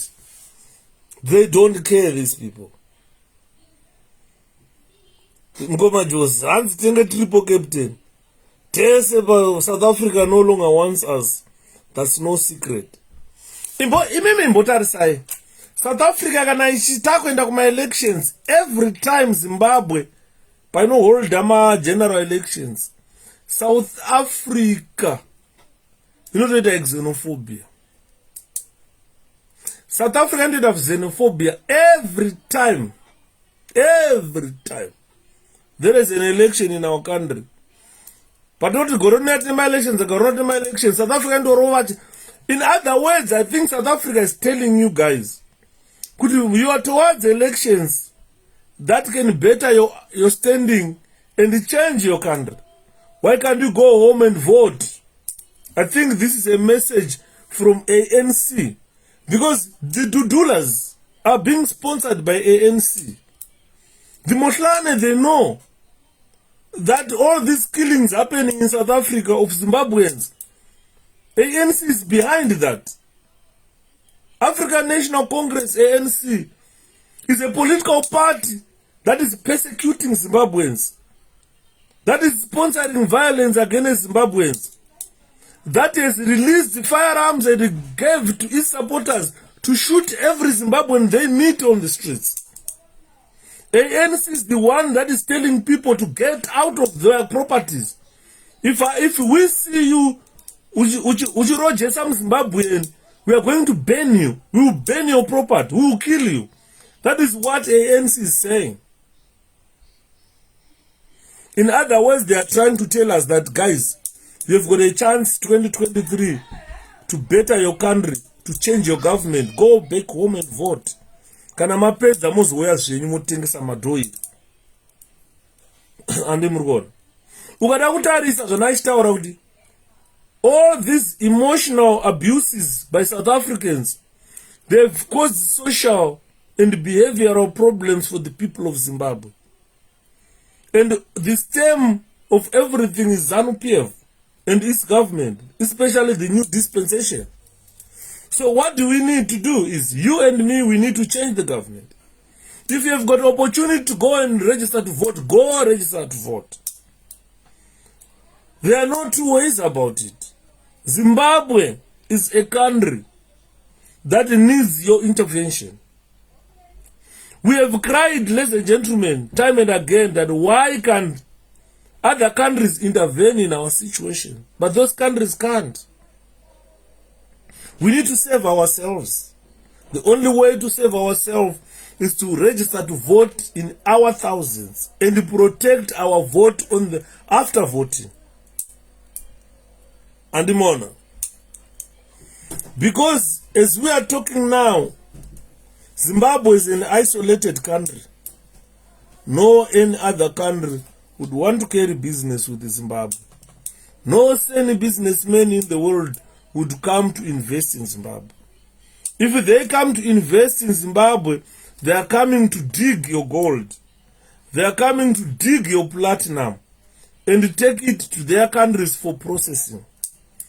There is no processing plant for gold in our country. They cannot make watches in our country. What they simply do is probably come and dig, take the platinum to South Africa for processing, then fly it to their countries to make cars, to make watches, to make goodies that you will buy in return. Chirukusara munyika menyu makomba. Asina chamuna industry, amuna ma processing plants of your own minerals. Saka tiripa nguwa yakaoma. Saka ndiri kutaura ndichiti. We need change of government as soon as today. For that government to change without delay, you guys need to register to vote. Ndosaka muri kuona vanhu vakaita sana 𝗕𝗵𝗵𝗃𝗃 atidiwe muZimbabwe. Because ndikasimuka ndikabata mic ndikatanga kutaura kwandiri kuita uko. Ndinoona chembere neharahwa dzichipfugama dzichichema dzichindigwadama kuti mwana zvauri kutaura wakazviwanepi. Ndopandiri kutaura pilot Sekuru Mafemba. I'm being clear here. If I step in Zimbabwe, I'll be killed. So there is no better shepherd, a dead shepherd and a live shepherd. No matter how much I need to be with you to register to vote or to check to vote in 2023, the problem is I am the government target. If I step in Zimbabwe, I'll be but it's being foolish anyway. When I know that I'm the ZANU-PF government's target, what they don't want to see is a shepherd anofema arikutaura zvaarikutaura izvo. ZANU-PF government aidi. In the United Kingdom, they smashed my property. If I go to Zimbabwe, they'll smash my life. And it will be very foolish of me. Kuti ma-British, ndouya kuno kuma-British onditi aiwa, your life is in danger. Chigara hako apa shepherd. Kana wafa nenzara toudza MP wokuigira chikafu. Basa iro enda unoshanda. University enda unoverenga usina chikoro. Ndapedza zvese ndaitirwa zvese izvi nevatorwa vanonzwa tsitsi nemararamiro atinoita. Nokwira futi chawasarira kudzokera kuHarare airport. Ndosvika pai ndotorwa ndonosviniwa. Even my British underworld, that is the most stupid person watakaona in the world. I'll be the most stupid person. Very stupid indeed. I'll be the most stupid person in the world. When I fully know that once I step in Zimbabwe, that's the end of 𝗕𝗵𝗵𝗃𝗃. Ndakataura ndikati, when I'm going back to Zimbabwe, I can only go back there when people are fighting an armed struggle, where I will know that andisingonosvika pai ndichisvinwa sedora, ndinonosvika ndobatawo yangu pfuti, kana vouya toridzirana, kana ndichisvinwa ndosvinwa ndichikandawo magrenade, ndichikandawo mabhazuka. Baba mamuzwa ndichiimba everyday kuti shera shera shera shera shera shera shera mabuzumani shera shera shera mabuzumani shera shera shera shera shera shera mabuzumani shera mabuz shera vana baba mazvipira here zvekuti tipinde pazimu vakomana mazvipira here zvekuti tipinde pazimu. Mabuzman shera shera shera mabuzman shera mabuzu shera mabuzman shera mabuzu she mabuzman shera shera she mabuzman shera shera shera mabuzman she mabuzu. Ndinokwanisa kupinda munyika yeZimbabwe kana vakomana vadecide kuti akushera mabuzman. Vakomana vafunga kuti aiwa zvekutaurirana zvaramba izvi. Tiri kutaura kuvanhu veZANU-PF kuti vavhurike maziso vaone kuti Zimbabwe inyika yedu. Hondo takairwa kusvika 1980 hatichadi chinjonzi hondo munyika medu. But these people, they keep on killing us. They keep on killing discerning voices to the extent that people will get fed up. As I'm talking 𝗕𝗲𝗵𝘃𝗶, people are frustrated. People will get fed up. One day or the other, vanodhonza mabhuzu, anorira mabhuzu muZimbabwe. Because you cannot continue to push people to that end. Never.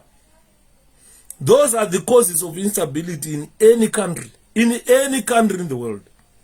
If you have got a wrong government that push people to the end and does not give people a way out, the only way out, the people will gather together, bang their heads together, and come up with a plan. Could know it's the right time we should wage an armed struggle. In a similar way, our fathers did to Ian Smith. They tried to put him on a drawing table. Could Ian Smith trogarisana zvakanaka vatema nevachena. Smith akaramba. Same applies zvatungoita neZANU-PF. Nyika isi yenyu mega iyi. Inyika yemuZimbabwe wese. I've got the right to be president if I want. No one can stop me. You have got right, 𝗕𝗲𝗵𝘃𝗶, to be president if you want. No one can stop you. But someone does not allow you to do that. If you express your desire to become president of Zimbabwe, the next thing you are found in a grave, unmarked grave. Unoshinwa sedora kubuda green yaya. Usina mhosva yaopara. Nenyaya yekuti wataura kuti uda kuita president wenyika. Chete. Ndozvaunofira izvozvo. Saka it will be foolish for Shepherd Yuda, once I really know that ndonofa zvakaita Lumumba kwete 𝗕𝗏𝗵𝗃𝗀 original Lumumba akafa achichekwa moziva chimushini chacho chekucheka miti chaje ombocheka kachigunwe, ombocheka nzeve, ombotokonora ziso, ombocheka muromo. Wakamuita mapisi takaonekwa pana Lumumba izino nebvudzi. Nanhasi avazivi kuti Lumumba akavigwa kupi. Vamwe kuti zvakanyongodoswa muasidi, vamwe kuti zvakaita sei, akasara zino nebvudzi chete Lumumba. Saka zvimwe zvinhu ma-risks atoware, we weigh those risks. Could, yes, I'm a targeted man by the government. And what the government says is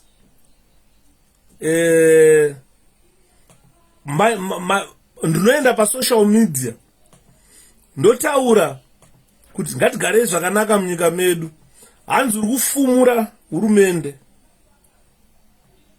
Handi muri kuona, hanzi ndiri kufumura hurumende. Ndosaka ndo munyaya yevanayo kuti takakumirira uchauya chete. Nokuti zvauri kutaura iwewe uri kufumura hurumende. Kutaura kuti musauraya vanhu hanzi kufumura hurumende. Ivo vanoenda kunopfura vanhu musi wa1 August 2018 murodhi, vanopa masoja pfuto onouraya vanhu. Totsura kuti muri kuzviitirei hanzi uri kufumura hurumende. Vanotora masoja voenda musi wa 14 January 2019 vopinda malocations vorepa vakadzi vane nhumbu, vachicheka vanhu musoro, vachipfura vanhu 27 vanhu vofa. Tiri kutsura hurumende yedu, why do you do that? Hanzi uri kufumura hurumende. unonzwa army general achitaura hamfana takamumirira atakakumirira ndakatoudzwa nemwe mupana wangu ari 𝗕𝗵𝗁 asi blaz pese vamunoenda live vanenge vakaisa screen zomba vachikuteererai vachitotaura kuti mupana weko mukamubata itai yokudzurwa nzwara nepliers muchibvisa mazino svikafa pindai mukoma chinobva hanzi vanombo ndozvatiri kubvunza. That is our question. Why does a government kill people? It's a government that has caused people to be emotional because of its failures. It's a government that has implemented social problems to the people of Zimbabwe. Instead of giving people social social life, the government is creating social problems, behavioral problems. MaZimbabweans yakutange mipengo. Ukaenda pa live on Facebook yeMaZimbabweans unorohwa nehana kuti vana veZimbabwe here vandoziva. Vane madegree vaitaurwa vachinzi the most educated people in Africa. Vakadzi vakuru vanenge vachibvisa mabhurugwa mazamu ari panze akarembera.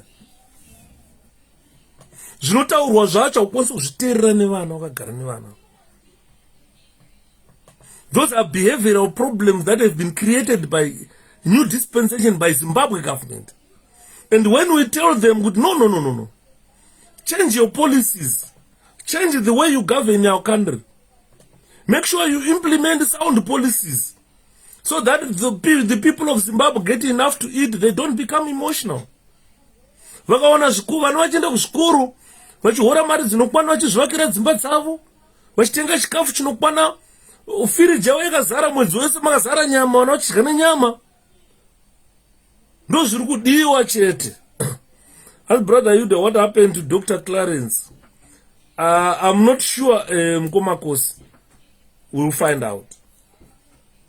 I didn't know. The problem is, our country, as I've stated, after creating social problems, pushing people into emotional problems and behavioral problems, the whole world is isolating us. Ukauya kuno ku-UK, we are being rounded up and deported. Ukaenda ku-Zimbabwe, ukaenda ku-South Africa, we are being rounded up. Tichitsemurwa musoro nenduku nema-South Africans. Ukaenda ku-Botswana tikurohwa, kuvharirwa tichirohwa nanambara matonya. Ndakanzwa a story ku-Botswana. Kuti vana vari ku-Botswana vari kushandira matswana kuwacha kuaina kuita sei kuti vabhadharwe mari. Hanzi unogona kushanda po mwedzi wese hauna chaunopiwa. Matswana vanhu vane tsvina vasingade kuwacha, vanhu vatsvuku vanenge vachioneka mavara edhodhi. MaZimbabwe ndo vari kuwawachira nekuvainira, they are not getting paid. In Namibia ngoma ndiyo.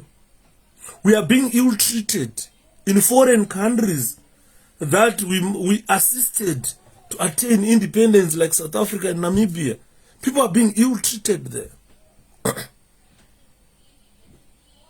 And this is Muruona. Saka tiri problems. We are isolated everywhere we go. We come to UK, we are rounded up and deported. You go to South Africa, vanhu vari kupfurwa, vari kutemwa maZimbabweans. Musakwanisa ndanyatso kunzwa kuMozambique kuti tiri kubatwa sei kuMozambique nekuMalawi. Ndokwanisa ndanzwa maZimbabweans azere kuMalawi. KuZambia uku nguva yana Lungu Tendai was deported to Zambia. That means during Lungu's time, Zimbabweans were not wanted in Zambia. I'm not sure about HH. So this whole of SADC, we are isolated. Internationally, we are isolated because we don't have a functional government. Ukaenda nyika dzese dzakutoona kunge tiri mbavha. Nyika dzese dzakutoona semathugs. Ndakanzwa kamupana keDudula kaitaura kuti hanzi maZimbabweans aridza ma-AK. Kakamhanya zvekumhanya zviya is targeting Zimbabweans. So that means we are isolated everywhere we go. The only way to be recognized in the world as human beings is to go back home, register to vote, vote Nelson Chamisa, and remove ZANU-PF. Once ZANU-PF is gone, they will go with their system. that system of killing Zimbabweans, that system of treating Zimbabweans as off castes.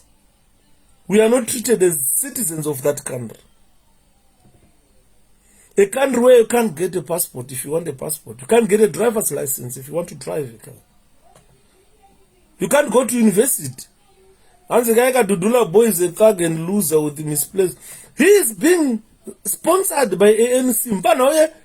And every resource that he wants, weapons, cars, money, everything is being sponsored. Nana Ramaphosa. Nobody got last time they got Zimbabweans, if we were suicidal, I'm telling you,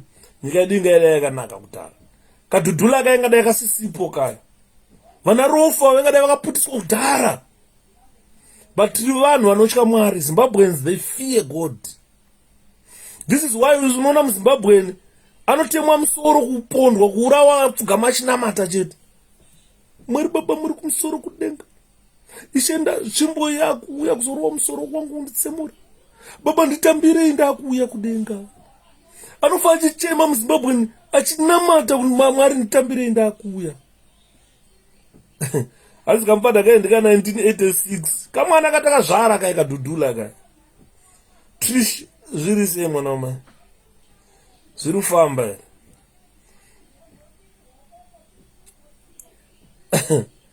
muZimbabwean anofa achinamata kuti atore dombo akuteme. muZimbabwean anotya. Handizive kuti mweya weumhondi ZANU-PF yakauwana kupi, kwekunzi kunotorwa munhu achinzi 𝗕𝗏𝗁𝗏 obayiwa kufa mukwekwe kumasvingo. Vanamboneni vakabayiwa vakafa. Handizive kuti ZANU-PF yakaona kupi mweya wakadaro. Hande muri kunzwa. And vana vaZANU-PF, they take turns baba kuuraya. This is why we are saying ZANU-PF is a failed political party. They failed Zimbabwe. The nation has failed. And we are the culprits who continue to keep people who have failed. Our inaction is so shocking. Ukaenda mune dzimwe nyika vanokubvunza kuti hey, muri bhobo here maZimbabweans? Muriona right. Why muchitaura kuti makadzidza musina kudzidza? Dai muri vanhu vakadzidza kadai muchiona kuti being ill-treated. Why did you invite poverty in your country? Zimbabweans now are the poorest people in the world. Hapana nyika ichatida. Ukakwese kwanoenda vanokubvunza kuti why are you failing to remove government inokunwisai matuzvi? Hamuna magetsi, hamuna mishonga, hamuna zvipatara, musina road muZimbabwe. But you are failing to remove that government. Andimona? Ukanzwa kuti chisekwa anzi these poor Zimbabwe, they have invited poverty. Kana unana Nigeria tiri kunzi isusu tiri poverty technicians. Unochema ukanzwa maNigerians achitaura kuti anzi tiri poverty technicians. This is the problem. This is why you see even our children are being abused in Nigerians. Vakadzi vedu chaivo vazhinji vacho vakutoramba kutororwa nevarume vekuZimbabwe. Vakutsvaga maNigerians, kuroorwa nemaNigerians. Ndakazoona sekuru Stole, sekuru Joachim vakaya panapa vachichema. Vakaya panapa vachichema ngoma nomeme. Sekuru Joachim, sekuru wangu vakaya panapa vachichema nzodzi yamangu. Chema we msozi ka sekuru chi handa ashitukwa na ruramai kwa kuna ED ku ZBC. Ndikati sekuru murutukwa na ruramai mashingaidze zvikanzi anga achindituka. Ndikati munotukwa nemunhu akauya muUK ane 8 years dzekuzvarwa. Haana kumboona kutambura kweZimbabwe. Kuti Zimbabwe vanhu vari muZimbabwe vakatambura sei. Akauya muno munyika muno ane 8 years dzekuzvarwa. Kakasvika kakatanga kuhura zviya. Unoziva vana vedu vekuZimbabwe ava kakahura zvekuhura zviya. Kakasvika hure nemaZimbabweans, kakutanga kutotsvaga maZimbabweans anoroora izvozvi.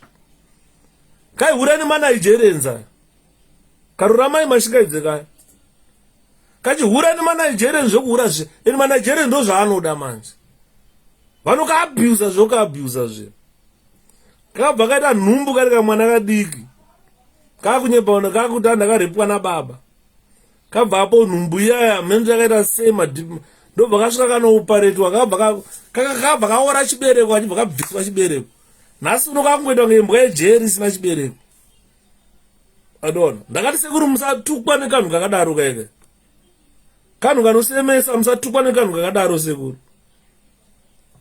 zvikanzi wakazviziva zvese zvomuzaya ndikati sekuri isusu tiri vanhu vevanhu hanzi nasekuru mafemba it's on a sad story in South Africa 𝗏𝗏𝗺𝗀 dambudziko nderekuti takapiwa education tisanyanya kufunga nezvehondo. That's why mhirizhonga tichitya tinoitya mhirizhonga zvinotyisa aiwa ndochinja totya hanzi brother Yuda 𝗕𝗶𝗁 tine tarisiro yekuti ichakunda but ZANU-PF ikaramba kubva pachaitwa sei sezvayajaira pane imwe nzira here ichabatsira pavadzvanyiriri ava.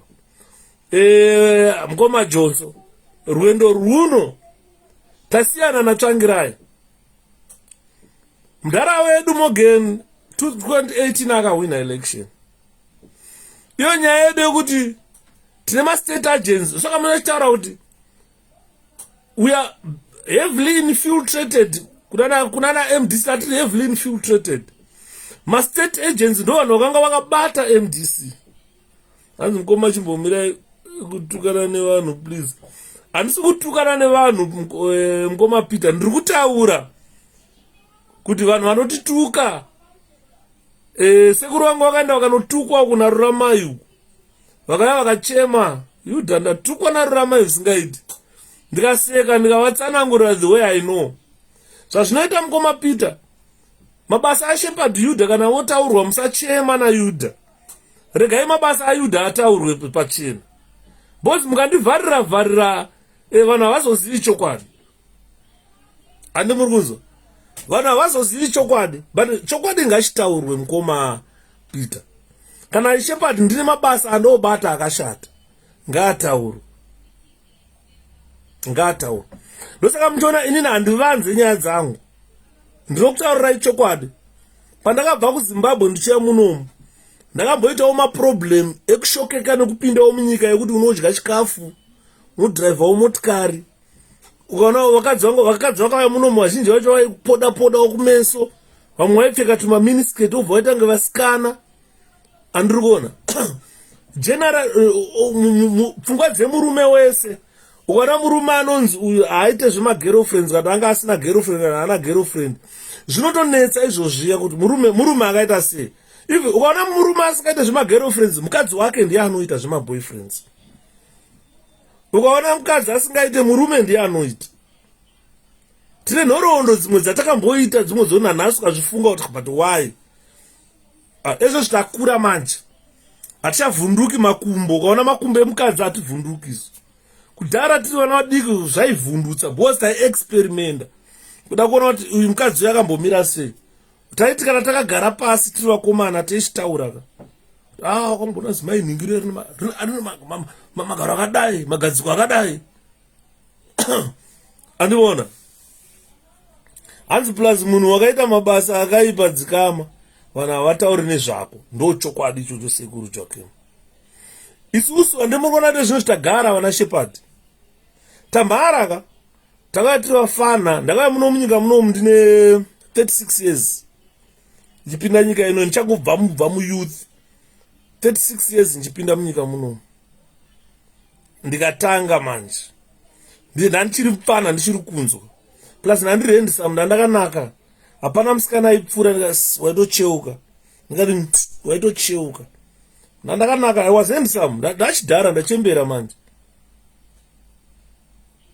zvinoendesa nyika hanzi waakuti kurudzira chihura aiwa ndozvandiri kutaura kuti chihura chacho ichocho imimi vafana vana Joshua hachina kwachinokusvitsai. Ndiri kukupai a very good example kuti chihura ichocho hakuna kwachinokuendesai.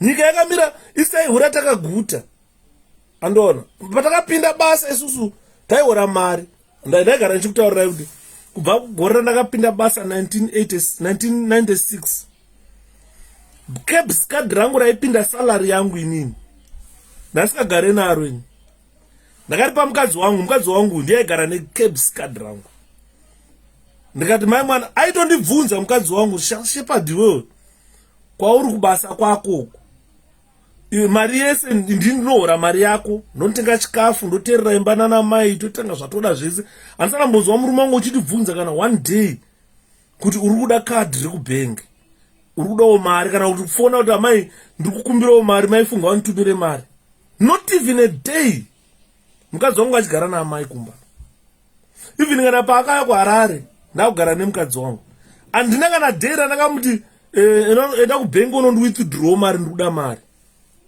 mukadzi wangu akasikazive mari ndoiwana ipo ndaitoti ndichiuya kubva kwandaenda ndaya ndakabata chingwa nenyama mukaka grocery rekuti mukadzi adye mumba haana kana dhera akandibvunza kuti murume wangu kadhi rako ndinaro kumari yawatenga grocery waiwanepi not even a day andiona wese kana iri sunday ndaiziva ndikangogoesa 2 mabhora 3 mabhora ndaibuda muground omwe yakafuta nemari andiri kuona taita mabhindauko ekuti tairiwa tumari tweduwo panza apa tichitouyawo takabata something for my wife anenge ari kure haasi kundinzwa da kumunyeya mukadzi wangu haasi kundinzwa no don't bring mom come on you what type of man are you come on naye akunyeya mai akadzi ndoadaidza here baba she's very camera shy. She's on the phone. She's camera shy. So it's all right. Ndakauya dedi musi ndakaenda tatakuenda kuvalentine kantenga sketi yakanaka nanhasi anayo mukadzi wangu sketi iyo ndikatenga t-shirt yakanaka ndikati nhasi mai vanofana kunofara t-shirt randakatenga rakanaka rine valentine sketi nanhasi anayo sketi yacho ndakaputengera kudhara ma 2004 handinofunga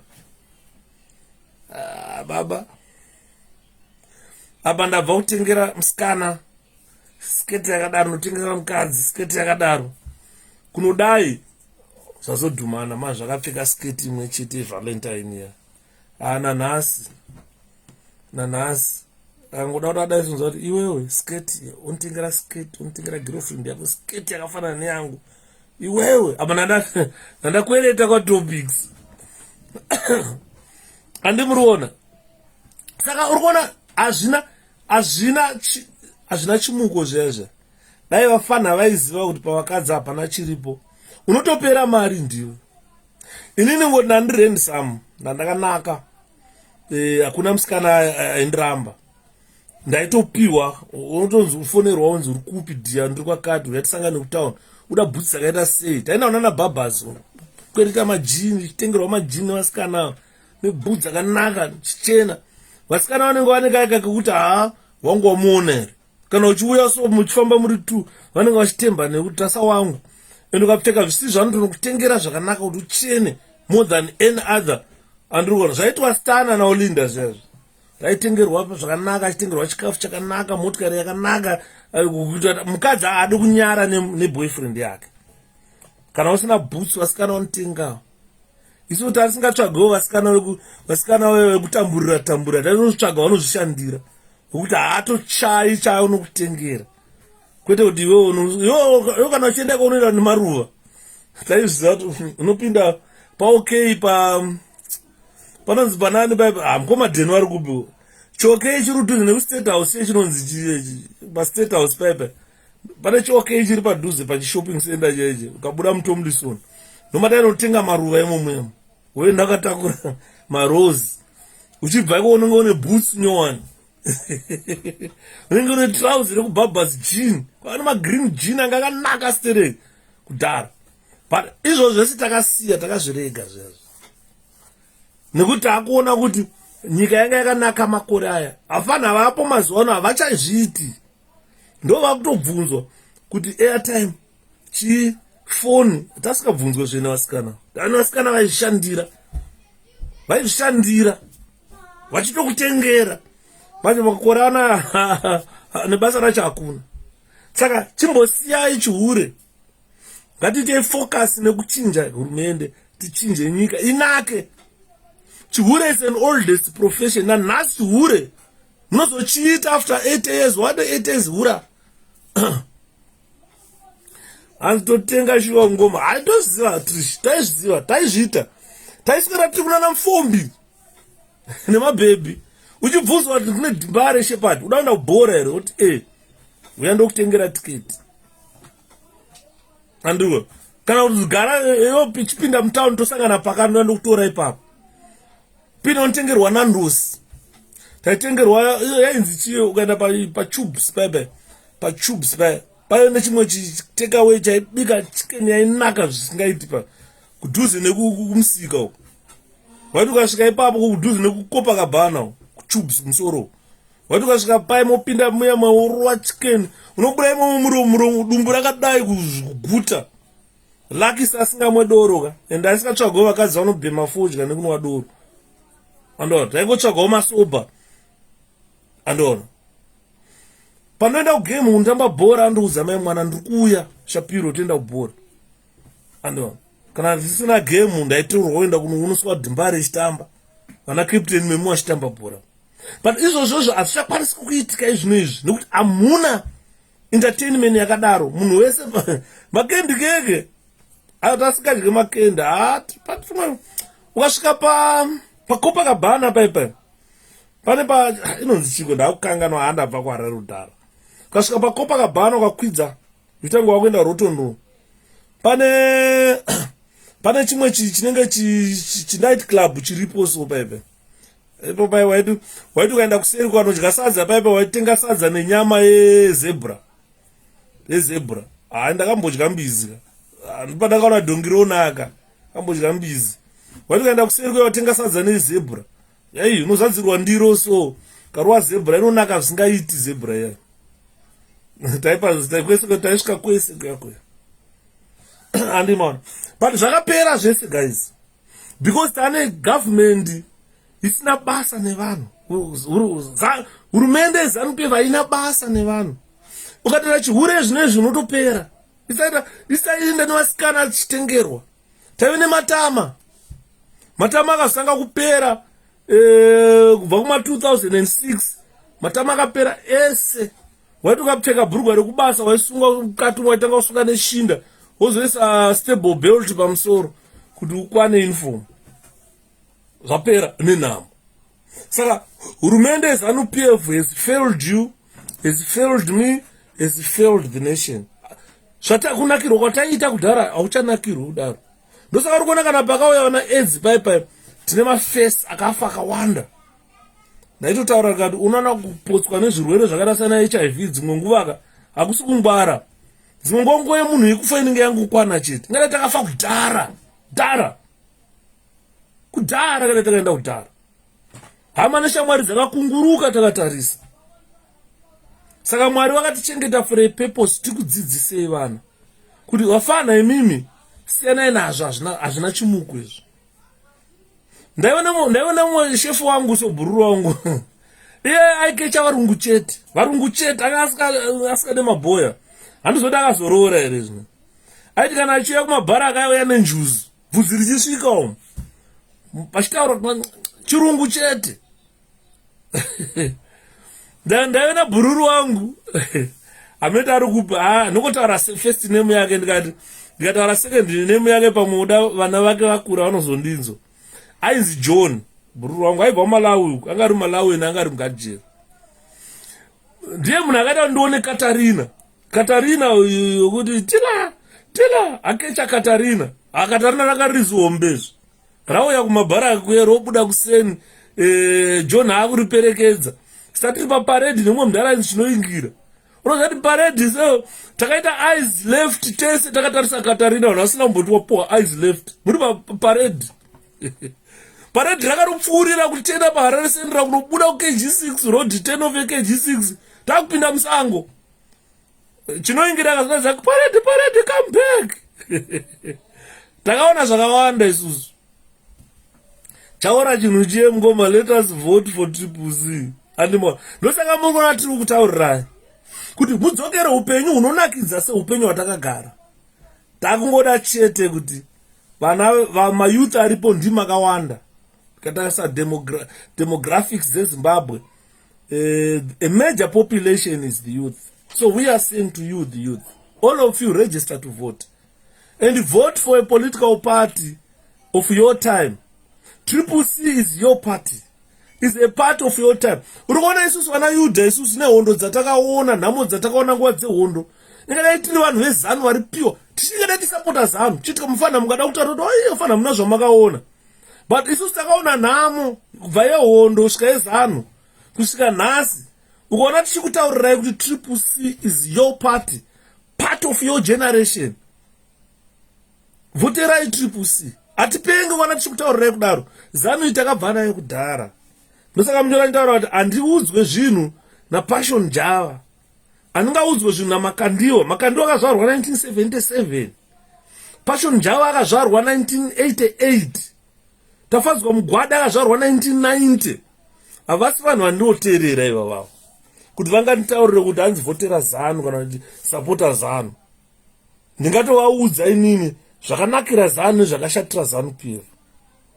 Ndo vafana vangadai vachimhanya neTRIPC, but because they are lazy vanoda kupuwa zvinhu zvemahara saka vachimhanya nezanu. Ini ndakati kwete, zvana zanu PF zvibodo, and I've never been zanu PF. Ndisikadai tiri mazano aityisa, asi vanobva namboita wezanu. Zvibvunze kuti sei Yudha asina kumboita wezanu. Andiona. Saka don't be poorly motivated nenzara. Kuti nzara, ukanzwa nzara ubva wanzwa kuti zanu riri kuya nechingwa yokupa, ubva waenda kutengesa your soul to the devil by a loaf of bread, then hausati waziva. Ana mugwadi arigeze riya arigeze. Pane kamukarimbo amugeze matere. Munomuneka ngoma kana takuta tichimba amugeze matere. Tenge takuridza kangoma akangoma kemukoma wangu ari kuLondon. Amugeze matere, amugeze matere. Zikakaona nhasi dzotondifonera kuti Yudha ngoma yangu kangoma kablazi dziri kuLondon. Ndakadzichengetera dzakasiya ngoma yadzo ndikaitora, saka ndakangoichengeta nhasi yanga iri mumota. Augeze matere, augeze matere, augeze matere, amugeze matere. Ndovuka zikauya zikangoona live yanhasi dzonoti Yudha ngoma yangu. Mai matosangana mudhara ndokuigirai kangoma kenyaka. Kamhenge kachiridzwa nachimwene kati makanzwa makaboridza ngoma kupi ashwenzi. Andimaona nyaya dzati kutaura. So what we want, guys, we want to create a Zimbabwe. 𝗕𝗵𝗃 by President Nelson Chamisa is going to create a Zimbabwe that is not isolated. And a Zimbabwe is in an increasingly high risk of being killed. Because the Zimbabwe that we have today under ZANU-PF, what we call antisocial behavior. These people, they kill. Mukangoungana parari munourawa, mukafamba morohwa, road blocks, amubreathe vana Zimbabwe. Amuna pamunofema napo. Kuti nhasi tafemawo nhasi. A Zimbabwe in a high risk of being killed for engaging in politics, for engaging in social activities. It's a country in antisocial behavior. Why am I being harmed? Zimbabwe is a country with potential to be probably the best country in Africa. We can take our pole position. We wear the bread basket of the world, and we can still gain that status. As long as we don't have this self-unworthiness. Because all Zimbabweans today, if you talk to a Zimbabwean, has lost hope. Utineka inferiority katinako, kekuti even among other people, unozvidzikisira iwewe. Nenyaya yekuti utongwa nemunhu asingagone kutaura chirungu, asingagone kunyora, asingagone kuverenga. Asingazive kuti nyika inoranwa sei. Okuti ndipei ndiite minister of health, asingazive kuti kuchipatara kodiwa magloves. Ekuti kana wapfeka magloves wakugesa murwere unofanira kuzviprotecta iweko. Hatina munhu anoziva izvozvo. Saka we have got what we call poor self-esteem. We have lost confidence of ourselves because we have got an incapable government. So what we need is regain confidence. What we need is to have high self-esteem. What we need is to try to remove our country from being isolated by other countries. Kudhara waitu kaenda ku South Africa, vana mai vedu mungavabvunza vanotengesa madhoiri vachene firiji kubva ku South Africa. Ezo zvikaenda ku South Africa unotakura firiji kubva kuZimbabwe enda nayo ku South Africa kunogara mumukuku. Ukatarisa vanhu vari kugara mumukuku ku South Africa, mark my words, vanhu vari kubuda mudzimba dziri kunana Borodale ku South Africa, kuZimbabwe. Vanhu vari kubuda kunana 𝗕𝗵𝗵𝘃𝗀𝗃. Kana vasvika muZimbabwe, South Africa, vanongosvika ogara, anorojeswa muzen'e rekuti mheni ikarova anotsviramo. That self-esteem, a poor self-esteem, we have lost confidence. Kune vanhu vakabva vari mamanager, ukauya kuno ku-UK unoseka. Ukaona kuti havakuru vakanga vari manager wakaokeka. Manager aitogara muofisi achirwa nefeni. Ukauya kuno kwanetoshanda kuita cleaning job. Ndo vazhinji vari kushanda kuti vana mahobho munomu. Vakadzi vakabva kuZimbabwe vane magrade 7 vamanesi. Ndo vakuhora mari yakawanda kupfuura murume. Ukauya kuno UK unorwa nehana, misha yaparara. Mukadzi angohora mbichana yakawanda kupfuura murume is fired. Ana 𝗕𝗿𝗵𝗃𝗃𝗀. And vanopa to lose his confidence. Because ukateerera 𝗕𝗿𝗵𝗃𝗃𝗀 achitaura, mubva watoona kuti kana unonzwa mumwe munoti haakudzidza akubatsiri. Unoenda kuchikoro is a waste of time. Kuti chii hanzi chiwenga president.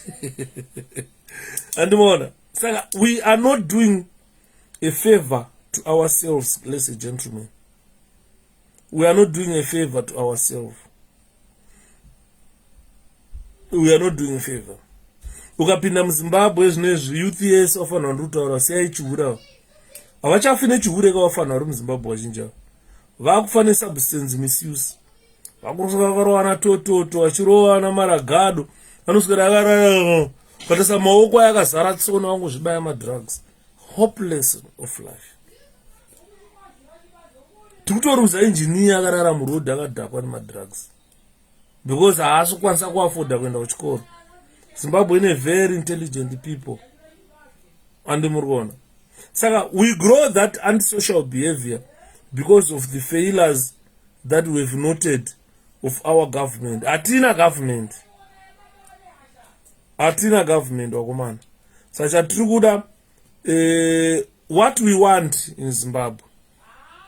Ndakupedza kwasara 17 minutes kuti pedzi. Chatiri kuchemera muZimbabwe, we want a country where every Zimbabwean, regardless of color, race or tribe, we want you to feel safe and securely attached to your country. For that to be achieved, you need to register to vote, vote in millions, protect your vote, but make sure your X goes on President Nelson Chamisa. What you have voted for is a stable country and a stable home environment. What you are creating it yourself. It's not being created by Chamisa. It's not being created by 𝗕𝗵𝗵𝗃𝗀, but you are creating a stable country which you establish a stable home environment. We never anokura vachienda kuchikoro vachirespecta vanhu. Mark my words, after 2023 elections, if 𝗕𝗵𝗃𝗃 comes to victory, as I am aware that 𝗕𝗵𝗃𝗃 will win that election, aumbofakazoona muZimbabwe achiuya achibvisa bhurugwa live on Facebook. Azviite. Mama ya munoona achiita live on Facebook achibvisa mabhurugwa vaya. Kana kumabasa handifungi kuti vanoenda vaya. You can't go. Because macompanies emunomu kana vakusecha information, vanosecha painternet vanoti uri munhu akaita sei. Vokuona uchikurira bhurugwa uchizunza mazakwatira. Vanobva vataura ndochichi. Andimona. So it is that reflects the home environment where you come from. It also reflects the type of children you are rearing. What type of kids are you bringing up? Because kana mai vachibvisa bhurugwa mukadzi mukuru ane 40 years, 50 years, 60 years, vamwe vacho dzaachembere chaidzo. Hatichatauri kuti zvakadzika ntotuka vakadzi. Vanobvisa bhurugwa wokotama pa social media. Zvinhu zvinovakirwa bedhuru. Zvinhu zvinovakirwa rufu. Ukatopinda movhara maketeni kuti maneighbors vasaona kuti mukuitei. Ndozvamunoya marabishi kutiradza pa social media. Inyaya yekuti hurumende iripo yakaora. Andimona. Kana mune hurumende chaiyo inoisa mutemo, inochengetedza vanhu vayo, hamuna time yekudaro, hamuna. Mune time yekuenda kubasa. Mune time yekuvaka dzimba, kushandira mhuri kuti igute. Because mungantaura kuti makuwana yekuti alright, nganditi ndakataura nezuro pano ndikati ndikaroora mukadzi wangu uyu tinogona tadza kupindirana namadhamu. Ini nemukadzi wangu uyu hapana patakatadza kupinda. Ropa redu rakaita gedye. Kunyangwe ndakatoroora ndiri mufana, ndanga ndichiri kuda kuexperimenta a lot of things. Ndaimbonzwa kuti kuna vakadzi vatete vakadai, kuna vakadzi vakobvu vakadai, kuna vakadzi vane mahips vakadai, kune majaindi, kune tupfupi, ndaimboda kuzviexperimenta awo izvozviya. But handina kuwana mukana wazvo nokuti ndaive namai vakatikudza in a stable home environment. Pandakangotanga ngomitisa ndaona kamwana aka kachingotapa miri chete, amai angu akabva nditi henaro tsvatu waro zvatokwana, hatichadi mumwe munhu pano pamba. Nokuti kakuregerera kuti auyu mukadzi uyo atapa miri, uchiri mwana mudiki, mukadzi achiri mwana mudiki, ngaambodzokera kumusha kwavo, kana mazokura tozoona kuti mungaroorana here. Mai vangu vakati kwete bodo tsve, hazviite.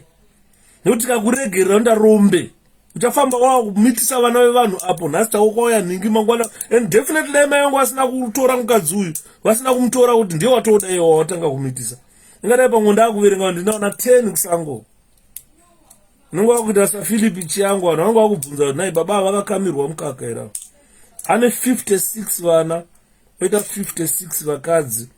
At the age of 56, he had 56 women, 56 children. Vanhu vanokubvunza kuti dai vakakamirwa ibaba, chete hazvishamise nondo zvavo zvekuzanu. Kuzanu PF ndo zvavo izvozvo. But pane pambe kuti unoita mistake. Unoita mistake baba.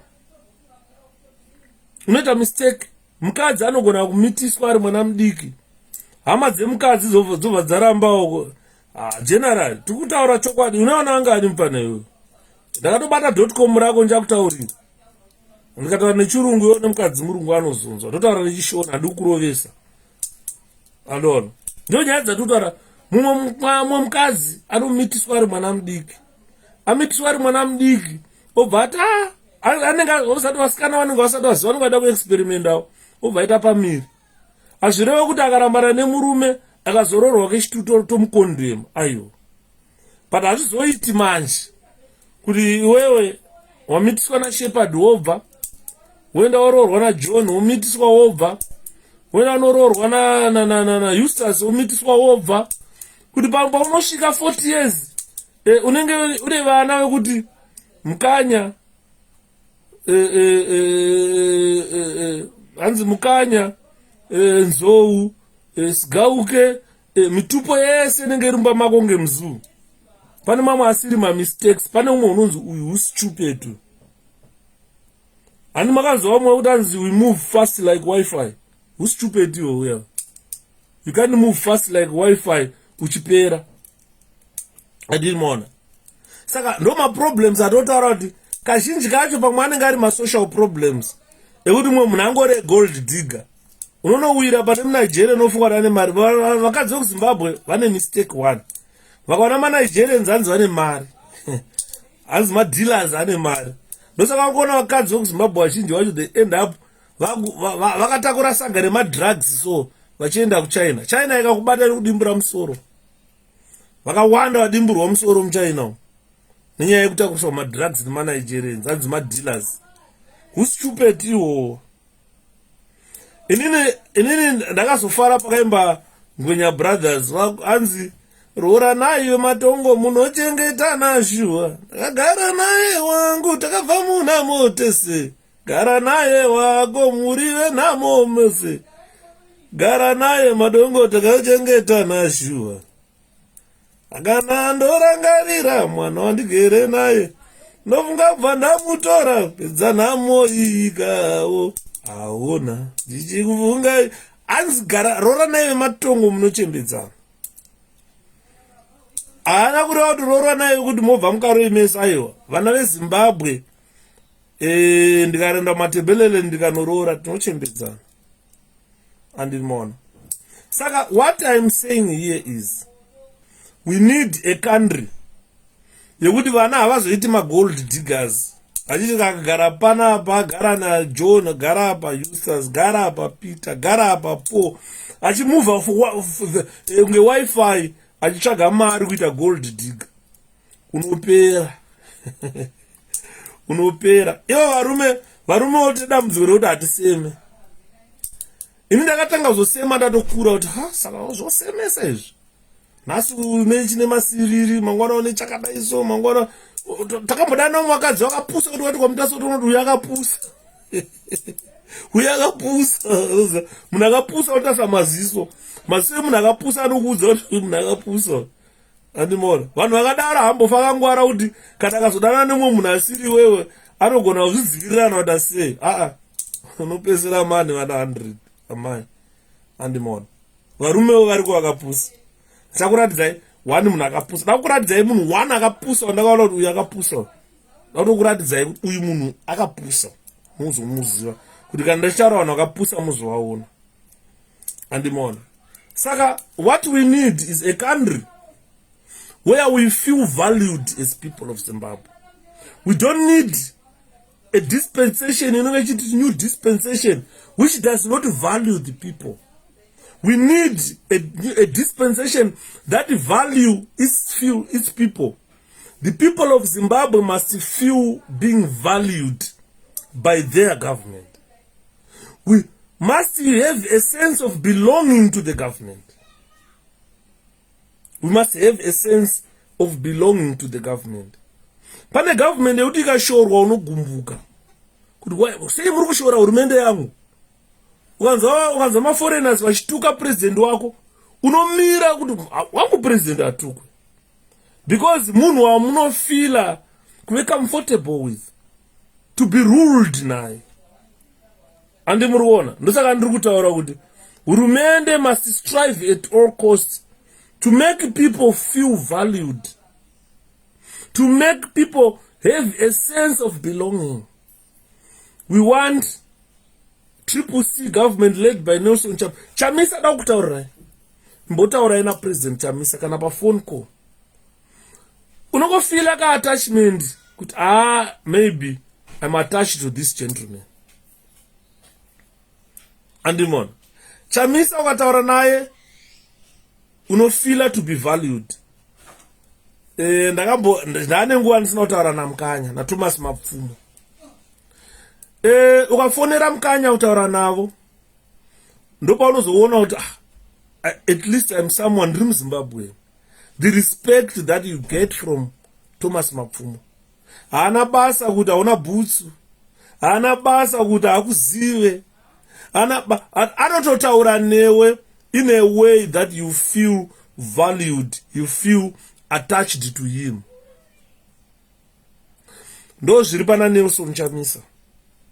Anokupaka muka feeling yekuti kunyangwe wanga kuti nhasi ndira kufonera vaChamisa ndivapopotere kuti president makazodai mukadai. Ndaona pane mumwe musi wandakada kuvafonera president ndipopote, ndakabva papo ndatopfava ngati president aona muchifamba muchingomhoresa vanhu vese muri kuziva here kuti kune zvinonzwana 𝗕𝗵𝘁𝗲 muri kuziva here kuti kune pfuti dziri mona neZANU-PF mungapfurwa imi mutozoita sei ndada kupopota musi iwoyo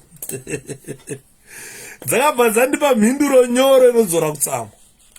Ndakabva ndaona leadership quality, ndikati quality ndenda kutaura pachirungu. Ndakaona munhu ane leadership quality anotaura naChiwenga kuti quality. Ndakapfava dzakandisofta, dzapedza kundisofta kubva dzachizondipa insight yekuti Yuda, tarisa vanhu vari kuuya vanhu vane pfuti muhomo vakasvika pandiri vanogona kutadza kudziridza, nekuti vasvika pana president wavo kunyange vatumwa ndai munouraya chamisa pfuti. Hanzi pfuti dzakaridzwa, Yuda dzaridzwa, ndiri motikari ridzwa bara ratobaya motikari riri bara, asi ndiri kufamba nanhasi. Dai ndiri wekufa, you cannot avoid death. President vakanditi you definitely can't avoid death kana nguva yako yekufa yakwana Yuda. Ndakabva ndati semunhu anonamata ndakazviona kuti mwaka kana wakwana hazviiti, unotofa chete. Ndona munozonzwa kuti akafa dzipwa nesadza accident inomupotsa, mabara anomupotsa, pfuti dzinokupotsa, mbiseve inokupotsa, mapanga anokupotsa. Asi Mwari kana vati nhasi hakupfuure, banga rikakupotsa ukagara kumba unochokwa nesadza urova pasi. Andimona, saka tiri kuda a political party that value the people of Zimbabwe.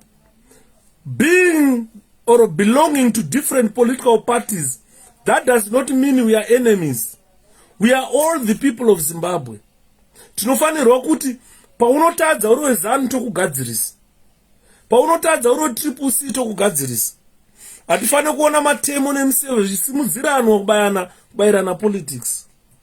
Tiri kuda ma-political parties akaita seTRIPLE-C which value the people of Zimbabwe. Ukataura napresident wacho anokupa sense of belonging to a country. We need to be proud of being Zimbabweans.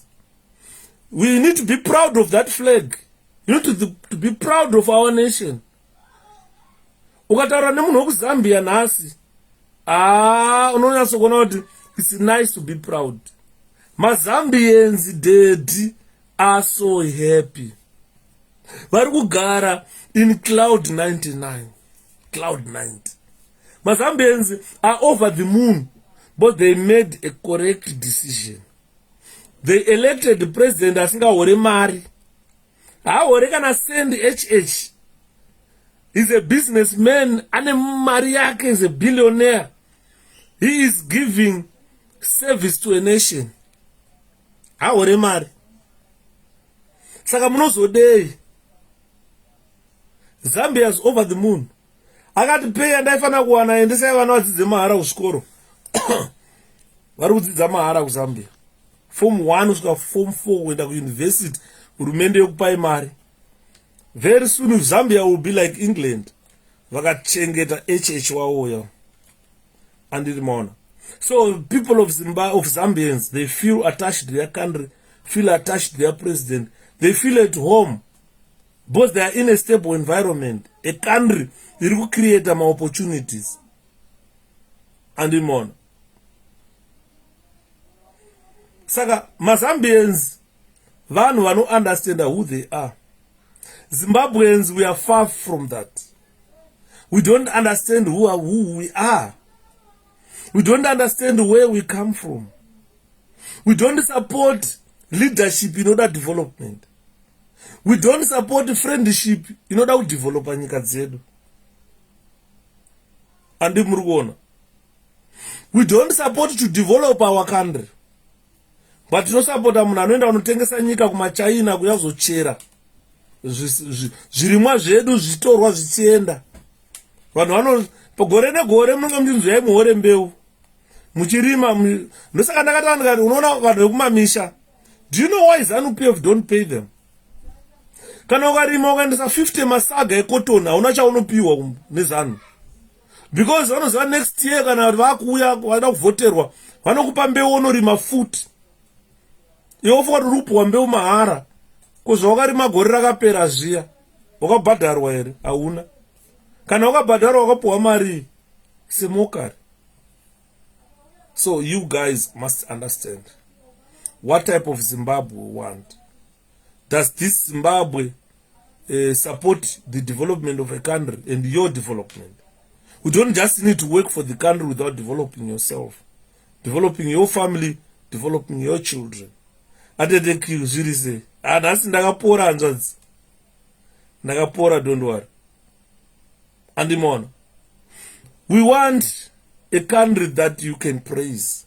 Ukapinda kune dzimwe nyika, you must feel proud to be from Zimbabwe. Andimona. Toda president wokuti you can encourage. President wokuti anokuti I was not voted to appease people. No. Kana ari president, toda president wokuti accept your encouragement. That's how we built a president. Vachamisa vane nguva nevanhu vavo yekutomira kutokufonera back. Vakaona kuti iwewe hauna kufona, he can phone you. All of a sudden usingafungire president chamisa phone inopinda. Andinimona. Munotaura zvavanongada kutaura, kana uchiwapa advice wototaura advice. Ndine mwe mukuru wangu achatauri zita ndingaurayisa mudara wangu. Dzakambonditi Shepherd, president wenyu chamisa anotaurika naye. Ndikati mukoma, bvunzai inini. Anotaurika naye, atazotaurika naye sei? And worse kana atonzwa kuti ndimi, you will go over the moon. Because andikatoziva ndataura nevanhu vakuru. Zvikanzi unonyepa, ndikati ndikutokuudzai mukoma. Zvika ndikudawo nhamba yapresident chamisa, ndikati iripo, kana mukaenda pawebsite ravo iripo. Magroups mese muyakazara nhamba yachamisa. Zvikanzi neshuwa bva ndavaisa mune grupu ranga rine nhamba yapresident. Ndobva ndavaudza ndikati nhamba yamuri kuona ndi yapresident. Zvikanzi anodaira foni yei? Ndikati anodaira. Zvikanzi ndikanimbotry. Ndobva dzati nya. Dzati nya. Ndakazoona musi uno dzandifonera. Dzakandifonera ndakagara panapo. Shapiro ndeipi? Ndikati mudhara muri sei? Zvikanzi ndikati handiri live on Facebook, kanzaura inozondifonera. Ndobva ndakata. Ndobva ndazopedza vandadzifonera. Kati muri sei mukoma? Zvikanzi I'm back to you munin'ina wangu. Ndikati I'm so humbled. Ndikati inda. Zvika ndataura nachamisa. Ndikati mushuwa here? Zvika ndikutokuudza Shepherd. I was not sure that this guy will answer me or will talk to me. He has given his time talking to me. Ndikati makorokoto. Zvikanzi zvandaifunga pane mukomana uya asi ndizvo. That gentleman is a leader par excellence. Ndikati sure here? Zvikanzi I'm telling you Shepherd, that gentleman was ordained by God. Dai ari mwe munhu une status yana asingataure nesu. Ndosaka muri kuona ini ndakadzidza that from President Chamisa. Ndosaka mandaitaura kuti munhu akauya kuinbox kwangu, I don't ignore you. Ndikakuratidzai mamessages andachipindura nhasi evanhu vandakapotsana navo. Mumwe munhu angofara akati ndiyudha here? Ndikati ndiyudha here kuti wandiri kuchata naye? Ndikati ndini. Zvikanzi how do I know? But ndasenda picture yangu. Zvikanzi definitely. And I never thought you would answer me. Ndikati why? One, I'm not a celebrity. I'm just a political activist. And for my activism, kuti accept munyika is to be amongst you guys. Ndimunotipa manyemwe, ndimunotipa manyawi. Andimuriona. Atete wangu QD. Akandisendera tsamba murabaraba wakadai wetsamba. Ndakambonzwa nungo kuiverenga kati mavolume yemamessages anopinda mufoni mangu. Munhu anokusendera murabaraba wetsamba wakadai so. Ndikati handiverengi. But ndakazondarara ndikati ukazona munhu atora time to write something like this pane nyaya. Ndikati ndiverengi. Today I am a well-built gentleman. I am proud of my tete QD. Akanyora akanditsura. Ndakagumbuka musi wandakaita live iyoyo. Akanditsura akati I don't expect that from Shepherd dude. Munhu andanzwa achitaura nhasi haasi Shepherd wandoziva. 𝗕𝗵𝗃 wandoziva avaka nyika yeZimbabwe. 𝗕𝗵𝗃 wandoziva adzora vanhu vakawanda into politics. 𝗕𝗵𝗃 wandoziva avaka dzimba dzakaparara vanhu vakugara pamwe chete. Hanzi wani mukomana ane 44 years wani chete. Zvikanzi 𝗕𝗵𝗃 wandoziva haasi ndiye wandakanzwa achitaura zvinonyadzisira. Haasi 𝗕𝗵𝗃 wandoziva. Ndosaka muri kuona I've toned down my venom. I've toned it down. And muri kuona vanhu vakawanda vakandifonera kuti no haasi 𝗕𝗵𝗃 watoziva. Dzimwe foni handisichadaire but ndakaona kuti ndikarega kudaira ndinogumbura vanhu vakawanda. One, I'm not a celebrity. I'm a nonanity. I'm nothing. Ndire servant to the people. General Kayemba hanzi 𝗕𝗵𝗃 uyu mawani chaiwo. Ndiye mumwe futi mufana anga achipopota. Haasi 𝗕𝗵𝗃 wandoziva. Mukoma dzokai muite 𝗕𝗵𝗃 wedu watoswera naye. Tichitaura nyaya dzenyika yeZimbabwe. Munotidzora wani tichikuteererai. Andimaona. Ndosaka muri kuona ndakataura kuti alright that's fine. Ceasefire ngazvipere. Tikati vanotuka maguzano anotuka rambai muchituka ina handichauyi ikoko. Tadzokera kwedu kupolitics. Takuda kutaura politics dzekupinza vachamisa panyanga. Vachamisa havapinzwe nekutuka vanhu. Vachamisa havapinzwe nekushora vanhu. Mukoma wangu wakandifonera vakandataura naye Nelson. Hanzi I am so shocked. Nanhasi I don't believe myself. Kuti shuwa ndiye Nelson chamisa here wandataura naye. Zvikanzi Nero uyu kauyu andipa imwe position yekuti ndaakufunga otherwise pane zvandaifunga kuti mukomana we ari. Andimaona. Saka let's all emulate to be our leader. We have got a leader anopa encouragement to the nation. Saka if we emulate to be like Chamisa, definitely that country will be a better country. Andimaona. Let's give support to each other in times of emotions.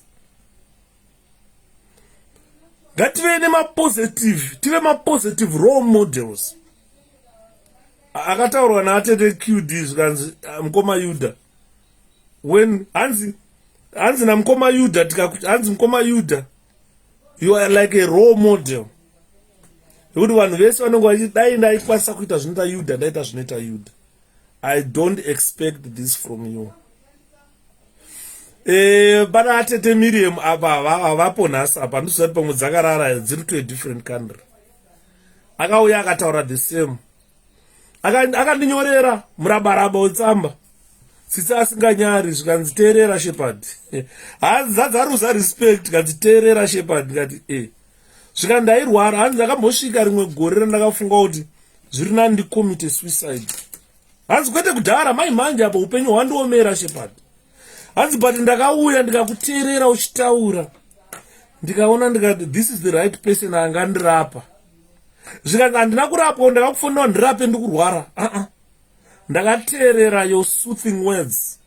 Ndikaona kuti I've improved my life. Hanzi when I thought I was worse in life, ndakasangana nemumwe munhu wandaifungidzira kuti handakasangana naShepherd Yuda online ndisingakuzivi. Ndikatozoona kuti ndikaramba ndichiteerera munhu uyu upenyu hwangu hunochinja. Zvikanzi health wise ndandaenda. Ndakuona kuti I've lost hope of surviving. But wakauya ndakakunzwa uchitaura nyaya waitaura ndikakuteerera. Ndikati saka inini ndikuda kutozviuraya ndakasimba kudai nchidya nchiguta. Uyu airohwa achibviswa mazino nzeve dzakarodoka achirara madhodhi every day. But hakuna kana musi wani wakafunga kuda kuzviuraya. Saka ndozozviurayire chii? Hanzi Kanyemba loves you, Mr. Yuda. You might differ in politics. Aiwa achimufana chiri bo time chimufana. Mistake yake chete ndikuti akaona Grace Mugabanga hanzo zvakanaka. Haadi kutukirwa mai yake. Good night mukoma Yuda. Ndafara ndataura nemi palive. God bless you. Pose pauchafamba uve nezuva rakanaka. Ndotenda sekuri mafemba. Ndatenda zvikuru. Andimaona. Saka what we need, guys, every Zimbabwean, regardless of politics, regardless of politics, every Zimbabwean must feel protected. you must not be abused. You must feel very safe. Those who don't want Zimbabweans under government in our protector, which they feel safe. Kana vari maoko ayo. And they don't want to be exposed to danger. Kuti kunotumwa mayouth achiponda vanhu achirowa vanhu zvinokuda kupedzwa navachamisa. Kana uri pamba unofanira kuve home environment that will develop your children into responsible adults. Tinofanira kugara in a community, in harmony in community. Ndozviri kuchemerwa naPresident Nelson Chamisa. Very clear ipapo, very consistent ipapo. Vane maboundaries avari kutisetera semaZimbabweans. Ekuti if we don't cross those boundaries, we are going to have you are going to take our country back on the map. South Africans vakauzwa naMalema. Zvikanzi vanhu muri kudai maZimbabweans vakadzidza, muchavatera kuZimbabwe kunovashandira. Saka ngatibatei mashoko iwaya kana achitaurwa. Andimona. What we only need is a properly supervised election. An election that will usher a new government in our country. A new government that will protect its people. And the people of Zimbabwe always feel safe under that government. Haufanira kuti ukaona masoja motiza kuti akuya kuzopfurwa. Mukaona mapurisa vane zvimotika zvemvura motiza kuti mai wete akuya kuzodirwa mvura inovava ine matuzvi. Haisi nyika iyoyo. The people of a country must feel safe. Andimona. The people of a country must be, their potential to develop must fully be recognized. We are lucky that tichineka kutya katinako nokuti vanhu vakafunda tichinavo mucommunity. So yes, let's utilize kahospitality kedu kakaita kuti tuzove proud to be identified as Zimbabweans. Ukaenda kwese kwaunoenda ukabvunza kuti muZimbabwe nanzi anoshanda. Pane kambani yandakambotsvagirwa basa nemukoma wangu mwari kuno. Na blast dzangu dzandogara kunadzo kuno dzinonzi Moses Kagodora. Izo zvandinyari kudzitaura. Because munhu ari bo. Wekuti pese paunenge uri namndara moze, you feel at home. Kana dzikangofunga kuti mbana shepherd ndane time sina kumuona. Ukaona dzichiya panapa dzoya dzakabata something for my children. Mukoma mfana nangokufunga.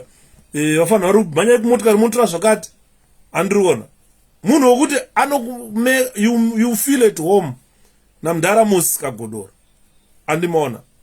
Saka ndiri kutaura ndichiti vanhu vakadaro vanhu vekuti vanokupa kufila safe in the community. Because maZimbabweans, especially new dispensation, we have been exposed to too much harmful governance. Especially on social media, we have been exposed to content that can never make our community a safe place to live. Andimona. Pa Facebook apa, pa Twitter apa, especially pa Facebook live apa, taonazve. Isakasvika kuma 16, 17 esikazoti mukadzi akaita sei. Taingomuimagina. But hey, pa Facebook apa, tine vana Glinda vadika, ma 13 years. Vari kuswera vachiona vakadzi vakuru vekuZimbabwe vachivhura, vachikumura mabhuruku. Simudza makumbo mudenga zoti. Zvii zvatiri kuratidzwa.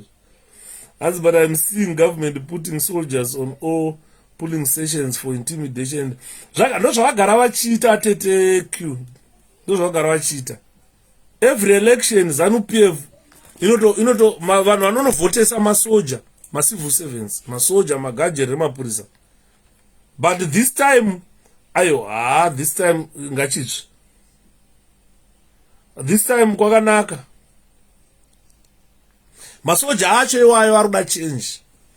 Mapurisa acho ari kuda change. Ndosaka muchiona ZANU ichidyiwa kana kumakamba kuri kuda change. Ezvo zvikune kugeda kwemeno vanhu vari kungotransfer vachiendeswa kune dzimwe nyika dzavari kuendeswa. Andimona. Zvazvakungoda chete, let's be clean guys. Politically, let's be clean. Let's create a warm environment for other political parties. MDC Takaba, they are not our enemies. But let's give them a warmth, kukona kwa kavari, vari group of 5 namonzora vanofila wakaoma ngekuti havazoona kunge tiri hostile kwavari. Andiri mona. What we only want sevana ve-𝗕𝗵𝗺 kuti chamisa apinde, we need to mobilize people to vote. Inonzi toda maresource, toda uniform. Inonzi chimoti regalia. Ndareceive message kune mukoma wangu ari kumusha uko. Handinoda kuratidza dzakabva kuno kuUK dzikaenda kumusha. Dzikati mfana ndatenderera.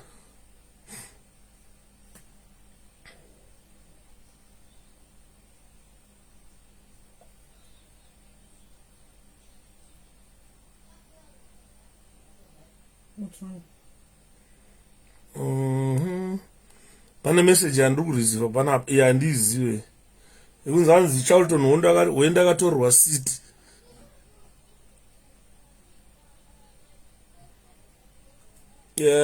Yandizive.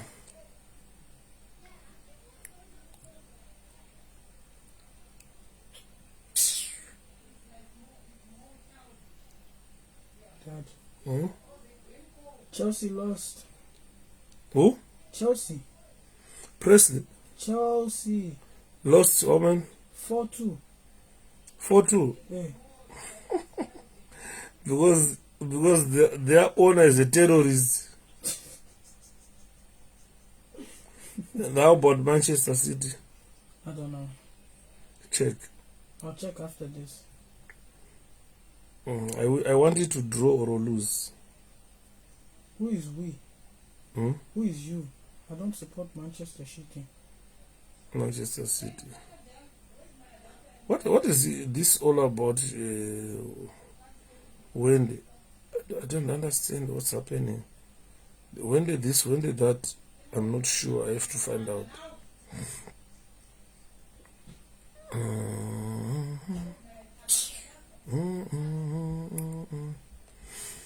Sorry guys, Saga. Let me pedza panapa man.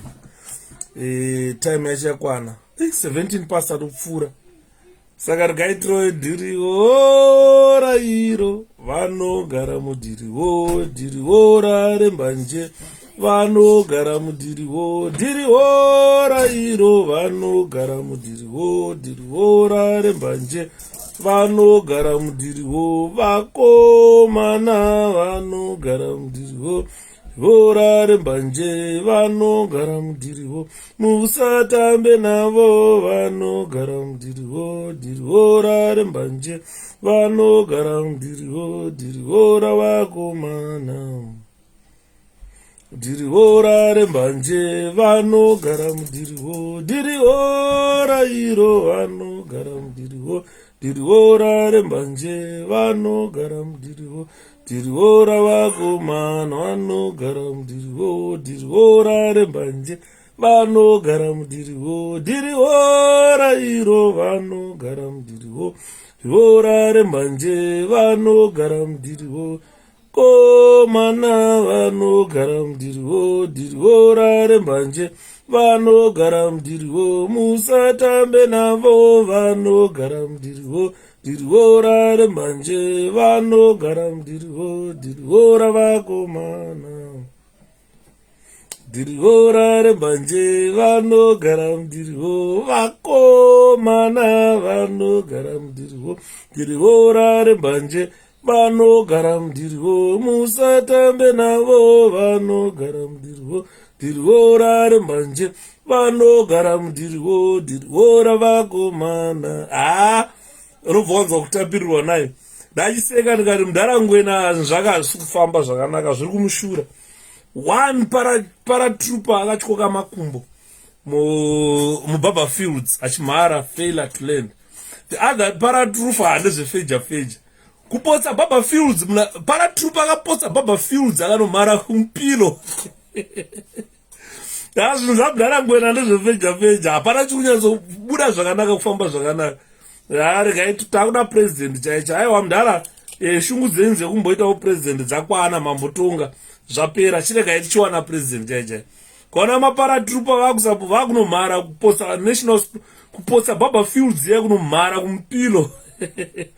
pakaipa mparatrooper kutadza kumhara kunotyoka makumbo kunyura kupinda mudumbu hapana kumira zvakanaka paipa zvamudhara wedu zvefeja zvese zvinhu zvekuti vanhu vasiri qualified to do the job ndovanotorwa unzi uya pano muzukuru mukoma ndiani vamwe vacho tu ndakaona vari mukoti izvozvi armed robbery omana mungwana yudha aita president hama dzayudha siyai dzigare kwadzinenge dziri ngavatsvage vega mabasa hama dzayudha musapa basa regai dzitsvage dzega mabasa kana ndaa president because hama dzacho ndodzikurovera mundaro yepasi ungandaura kuti dzinza rese kuti armed robbery ndarowanana dzinza rese kuti armed robbers pakaipa regai nditi good night morora zvakanaka night bye bye.